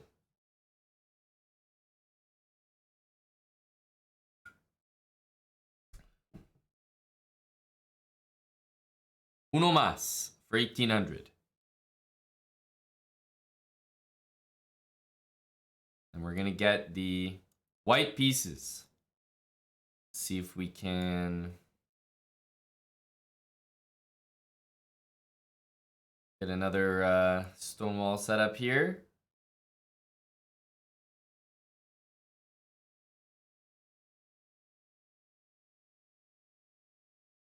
Okay. Sometimes I like to wait and like not play. Like once you play f4, people know what you're up to, and then maybe they play d6.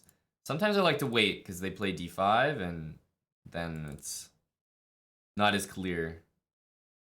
Then you hit them with f4, and that can work out well. Ooh, bishop g4. Okay.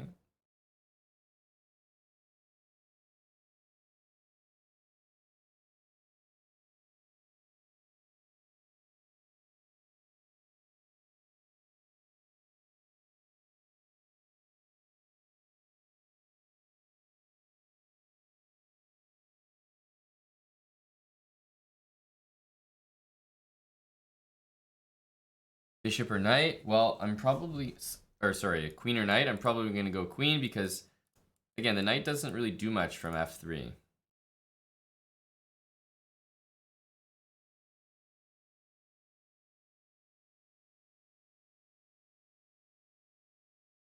I don't mind an open,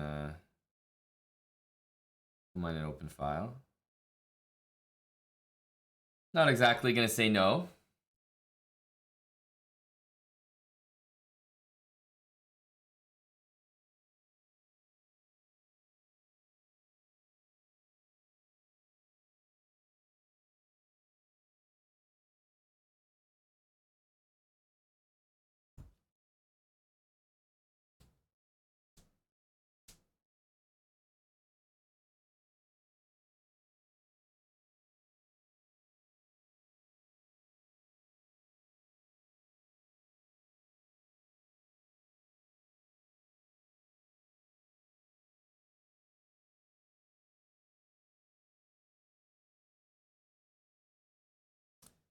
I want him to take. I'm having a tough time forcing him to take, though.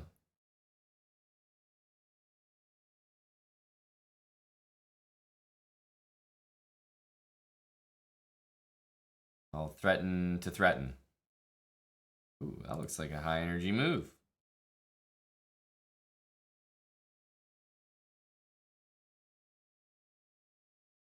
Play a5. He can't do anything because I take the knight and it threatens the queen. Here, I thought he couldn't do because of this.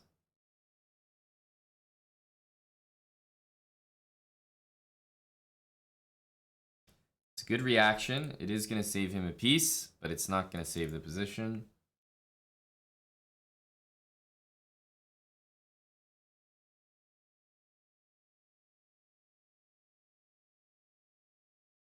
Queen G3, we have Queen G2. Kind of guards everything. He doesn't have time to take this. These are now protected.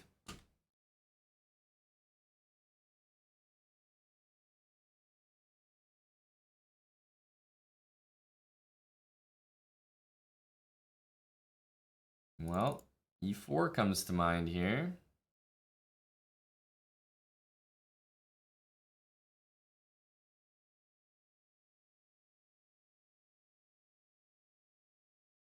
One thing about E4 though is after the knight moves, D4 becomes really weak.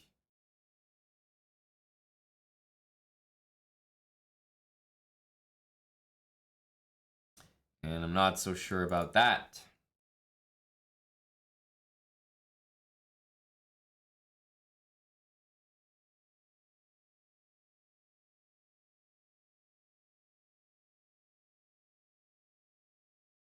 Push the pawn twice. I think that guy was still hanging. The pawn on D4. That's why I didn't do that.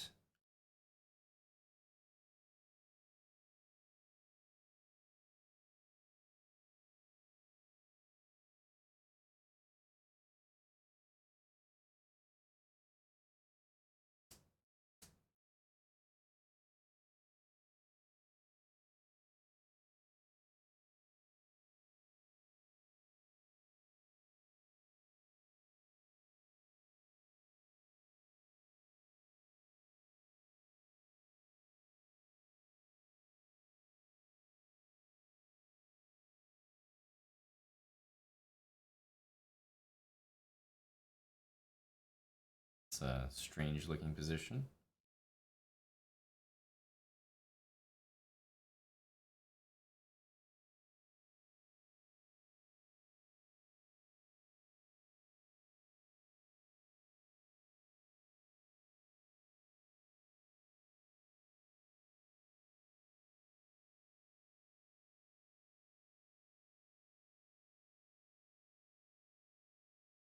We have 2 extra pawns, and that should be enough here.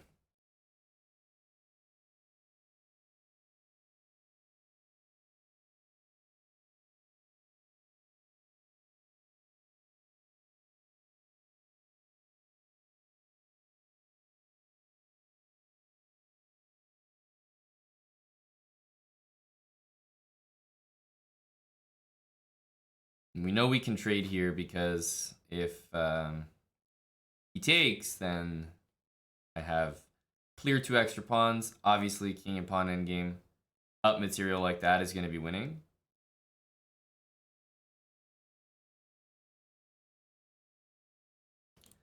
Stop all the invasion squares.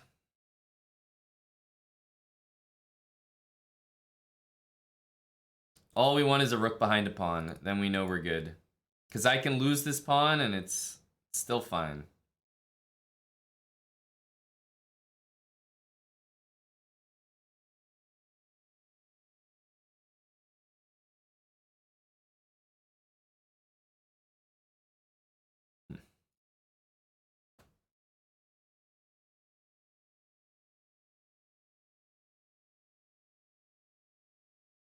And we know you can't take that.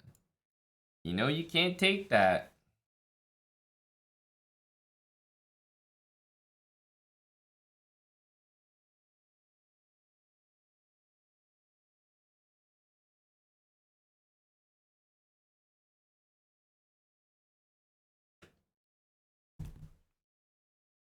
Yeah, we were literally about to Pac-Man all his pawns. 1801. Nice.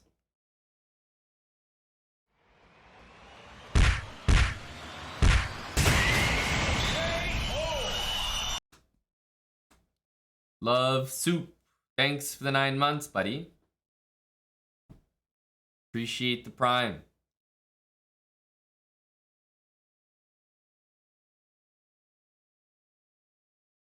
Oh, hit 1800 there. I mean, it's relatively painless. I'll tell you, the toughest on chess.com is 1300s. I say it every time. It's the truth.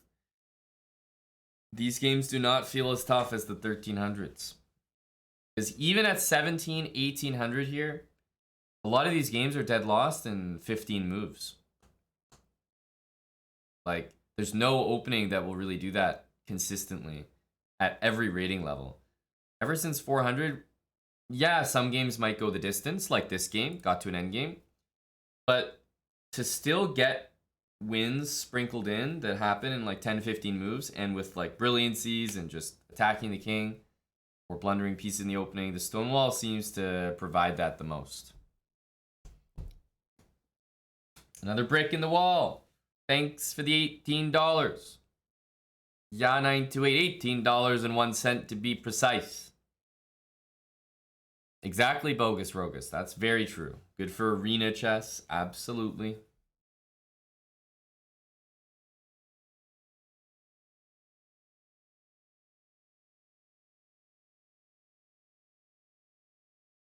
What's that, Darkbone? Is that you?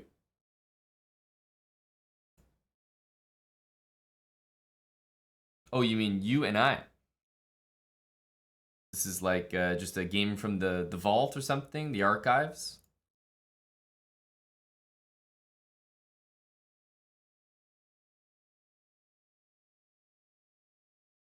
$2016. That's right. From the vault.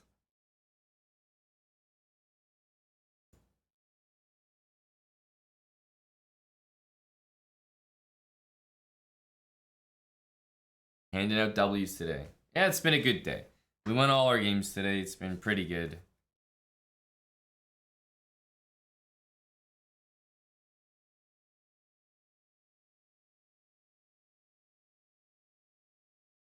But there's something about this Stonewall. It's definitely one of my favorite series that we've done. It will certainly go on YouTube, but we're not done it yet. There's still work to be done. I think this could be highly effective until the much higher elos. Yeah, I think we'll leave it for today there, Twin Wolf, the Stonewall that is, but that is our next trip. 1850 if we can manage.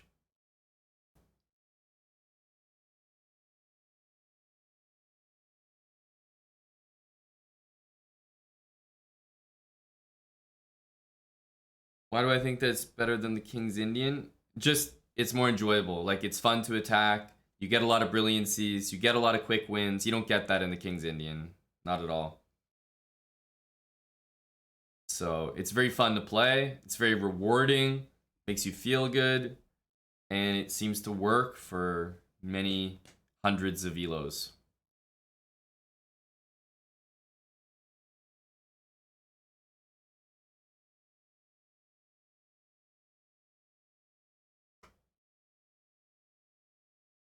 That's an interesting comment, Dr. Lord Mayonnaise. Are you practicing auditioning for your next YouTube comment on our latest video? We're gonna have videos coming out soon, Dr. Lord, so it seems you're testing out some potential comments.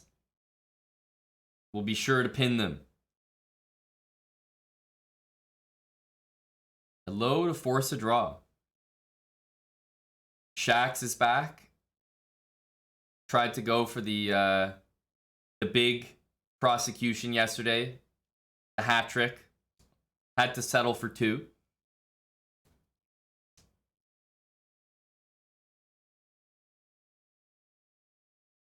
Hello to Anthony. Nowadays, Anthony's only here to put the marble emote in chat. And to start a bullet game with me when I'm in tournaments. And to late join arenas to play our lowest rated members of chat, Lisa. Anthony's very dangerous these days.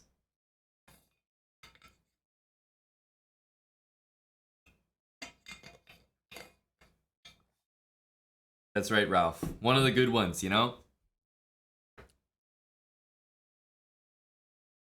I think I know what you're talking about, Ramek. Let me find that.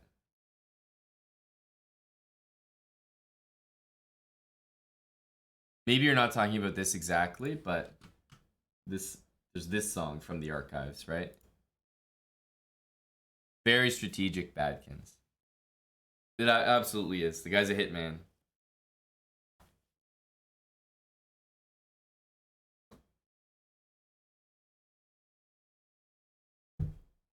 Come on, Ralph. Don't laugh.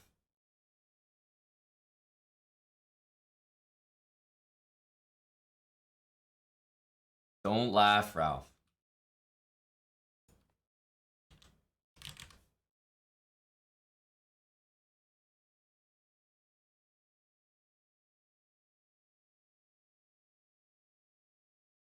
All right, guys. Like I said, I'm here for a good time, not a long time.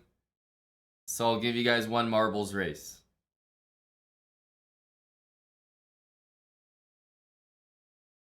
Only one, though. Then I've got to go.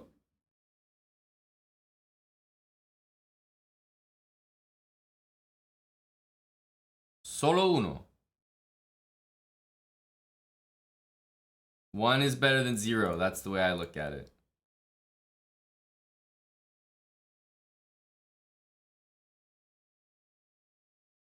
Exclamation mark play.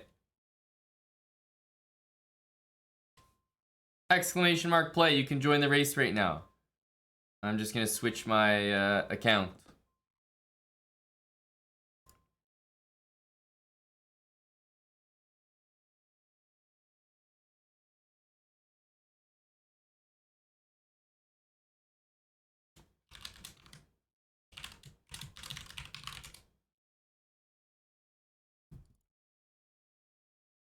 Don't laugh.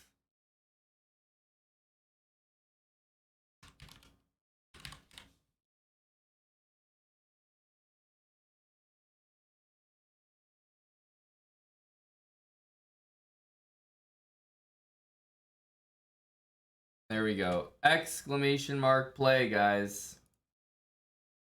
Exclamation mark play. Join up. We got 70 people. Let's get 100. Don't laugh.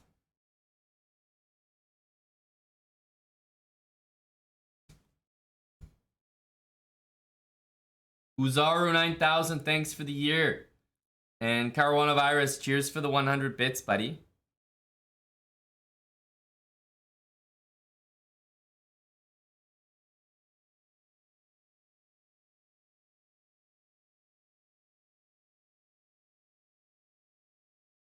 Boy with Taco, thanks for the 3 months. We need 10 more people, so at least got 100 here. Ministry of Repair, thanks for the 100 bits. Quit your laughing.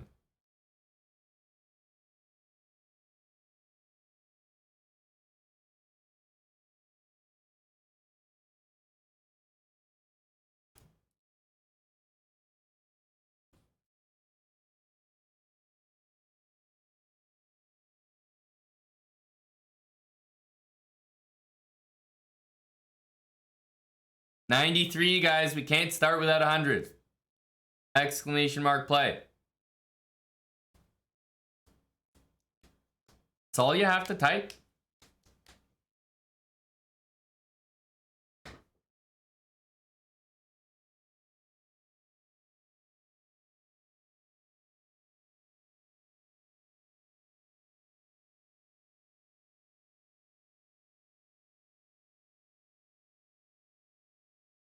Here we go. One last marbles race to see if we can get a ban on the day.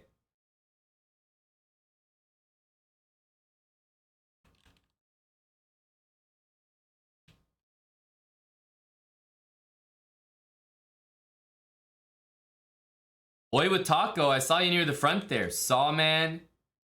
Oh, Anthony Atanasov. The guy wants marbles because he's so goddamn fast. What the hell? Uzaru's also near the front. And at the back? Ralph Wiggum.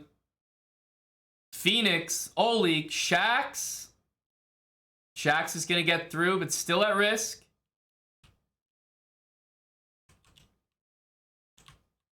Anthony still leading.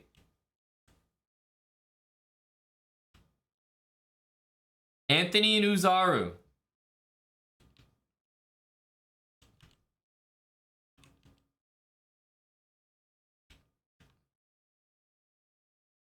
Oh, Anthony. He's at the front here. But a lot of people just passed him. Did Anthony fall down? What the heck? Where did he go? Rose Twig and Uzaru at the front. This guy's way ahead. Rose Twig, Uzaru, Latinum Blonde, Gushy Fish. Oh, Latinum Blonde. Quick Cinco energy from Latinum. Oh, he's sailing through right now. Latinum, this is your race to lose. It is your race to lose, buddy, but you're not going to do that, are you? Latinum Blonde in there with the dub, the victory. First place for Latinum Blonde. Vi to vanquish. You remember our buddy Vieto? Olik and Vieto currently at the back. Same with Next Best Thing.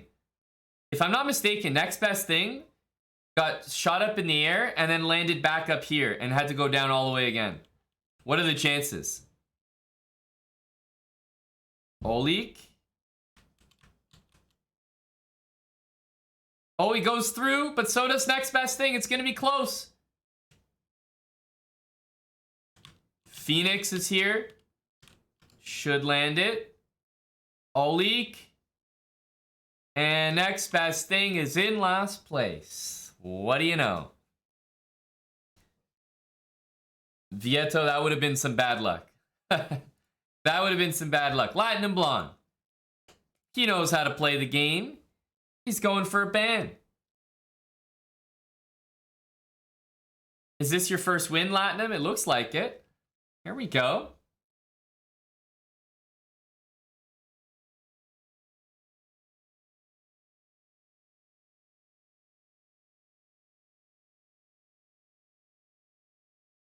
Breadship Fred. Wow. Congrats to Big Fred. Well, let's see if you can get the ban as well, Latinum Blonde. Next Best Thing. Username in the chat right now if you want to defend yourself. Same with you, Latinum Blonde. We might need your username. Latinum Blonde and Next Best Thing. We're going to head to the chess.com octagon. Latinum's going for the ban.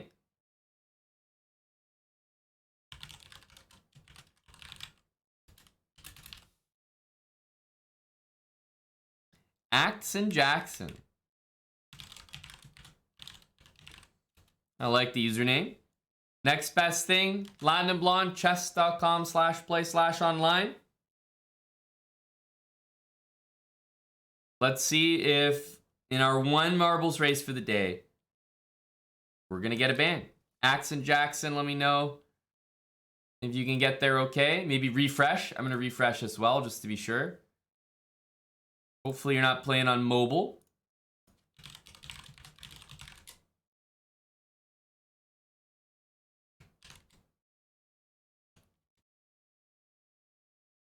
Axon Jackson. I think I see you online, but for some reason it's not starting. Not sure if mobile or you're in another game or...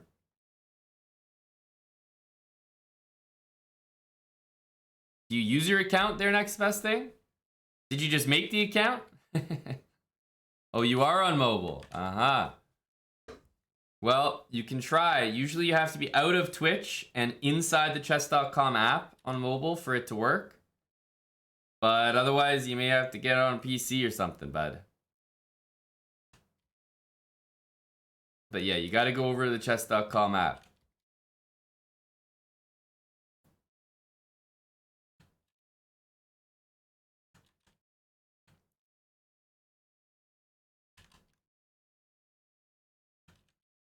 I'm gonna have no viewers because they'll all be banned. That's not true. They're Big Fat Brenda. I'll have you. You seem to be here regardless. So thankfully, you'll keep the channel afloat. Axon Jackson, I can't start the game, buddy.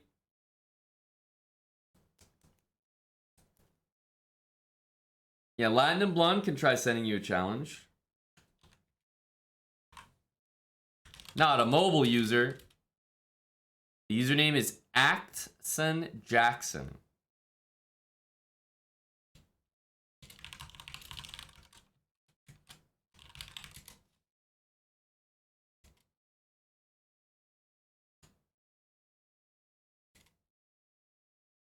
The mobile users are taking over.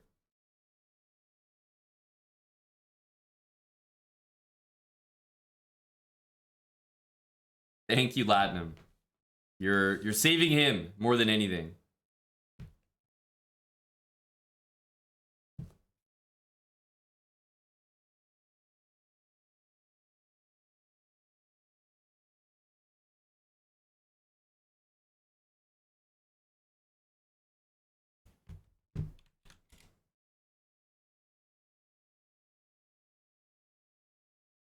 Axon Jackson, you are especially on the clock today.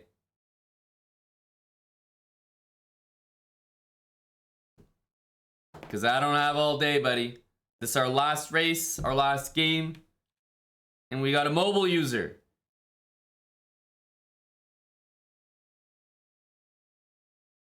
Latinum Blonde, I managed to start it myself. Oh, now Latinum Blonde's not online. Oh, man. There we go. Now they're both here. No, they're not. Now they're both here. Yes, they are.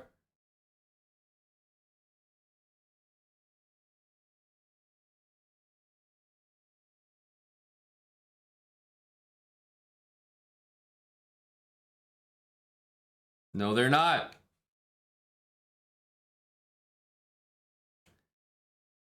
Now they're both here.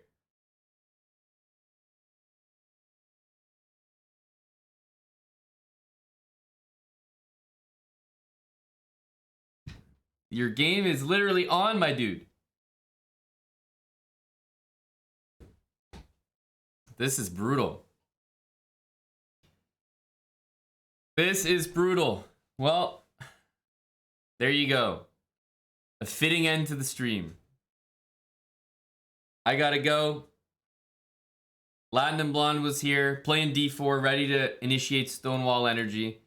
We'll get next best thing out of here. You guys don't even get to see a chess game. Blame next best thing. I gotta go, guys. I'm actually catching up with a friend of mine that I haven't seen pretty much. I caught up with him once before, but pretty much haven't seen him since grade 8. And he was probably my best friend at the time in school. And he happens to be in town. So I'm going to catch up and see what the hell's been going on in someone's life I haven't checked into too much. Should be fun. It's also really nice out, patio weather, so might bring the legs out a little bit. Just here for a short time today, guys. Next week we'll be super busy. I'll see you guys Monday next, most likely. Oh, Latinum Blonde, the quick Cinco to end. Thank you, Latinum. Cheers, Tiger. Oh, Cinco for the road. Thanks very much, Latinum Blonde. Remember, everybody, next Saturday, a week from today, our 8-year stream. We're going to have our baking stream, some other things going on, probably some matches, mini sub battles. Should be a lot of fun. So that's a week from today, and probably start the stream around 11 or 12, 11 a.m. or 12 p.m. Eastern. So anyway, I'll see you guys next on stream Monday. And take a day tomorrow. I just got back, so I have some things off stream to catch up on, but I've been streaming a lot since I came back, and we'll keep it up next week. Take care, everybody. I'm out for now, and I will see you Monday. Where shall we raid? Let's raid Eric. Go, Eric. Gonna raid I Am Rosen. Thanks again, Latinum, for the Cincos today. We did get our ban. It did happen. Just not in the way we thought. Bye for now, everybody.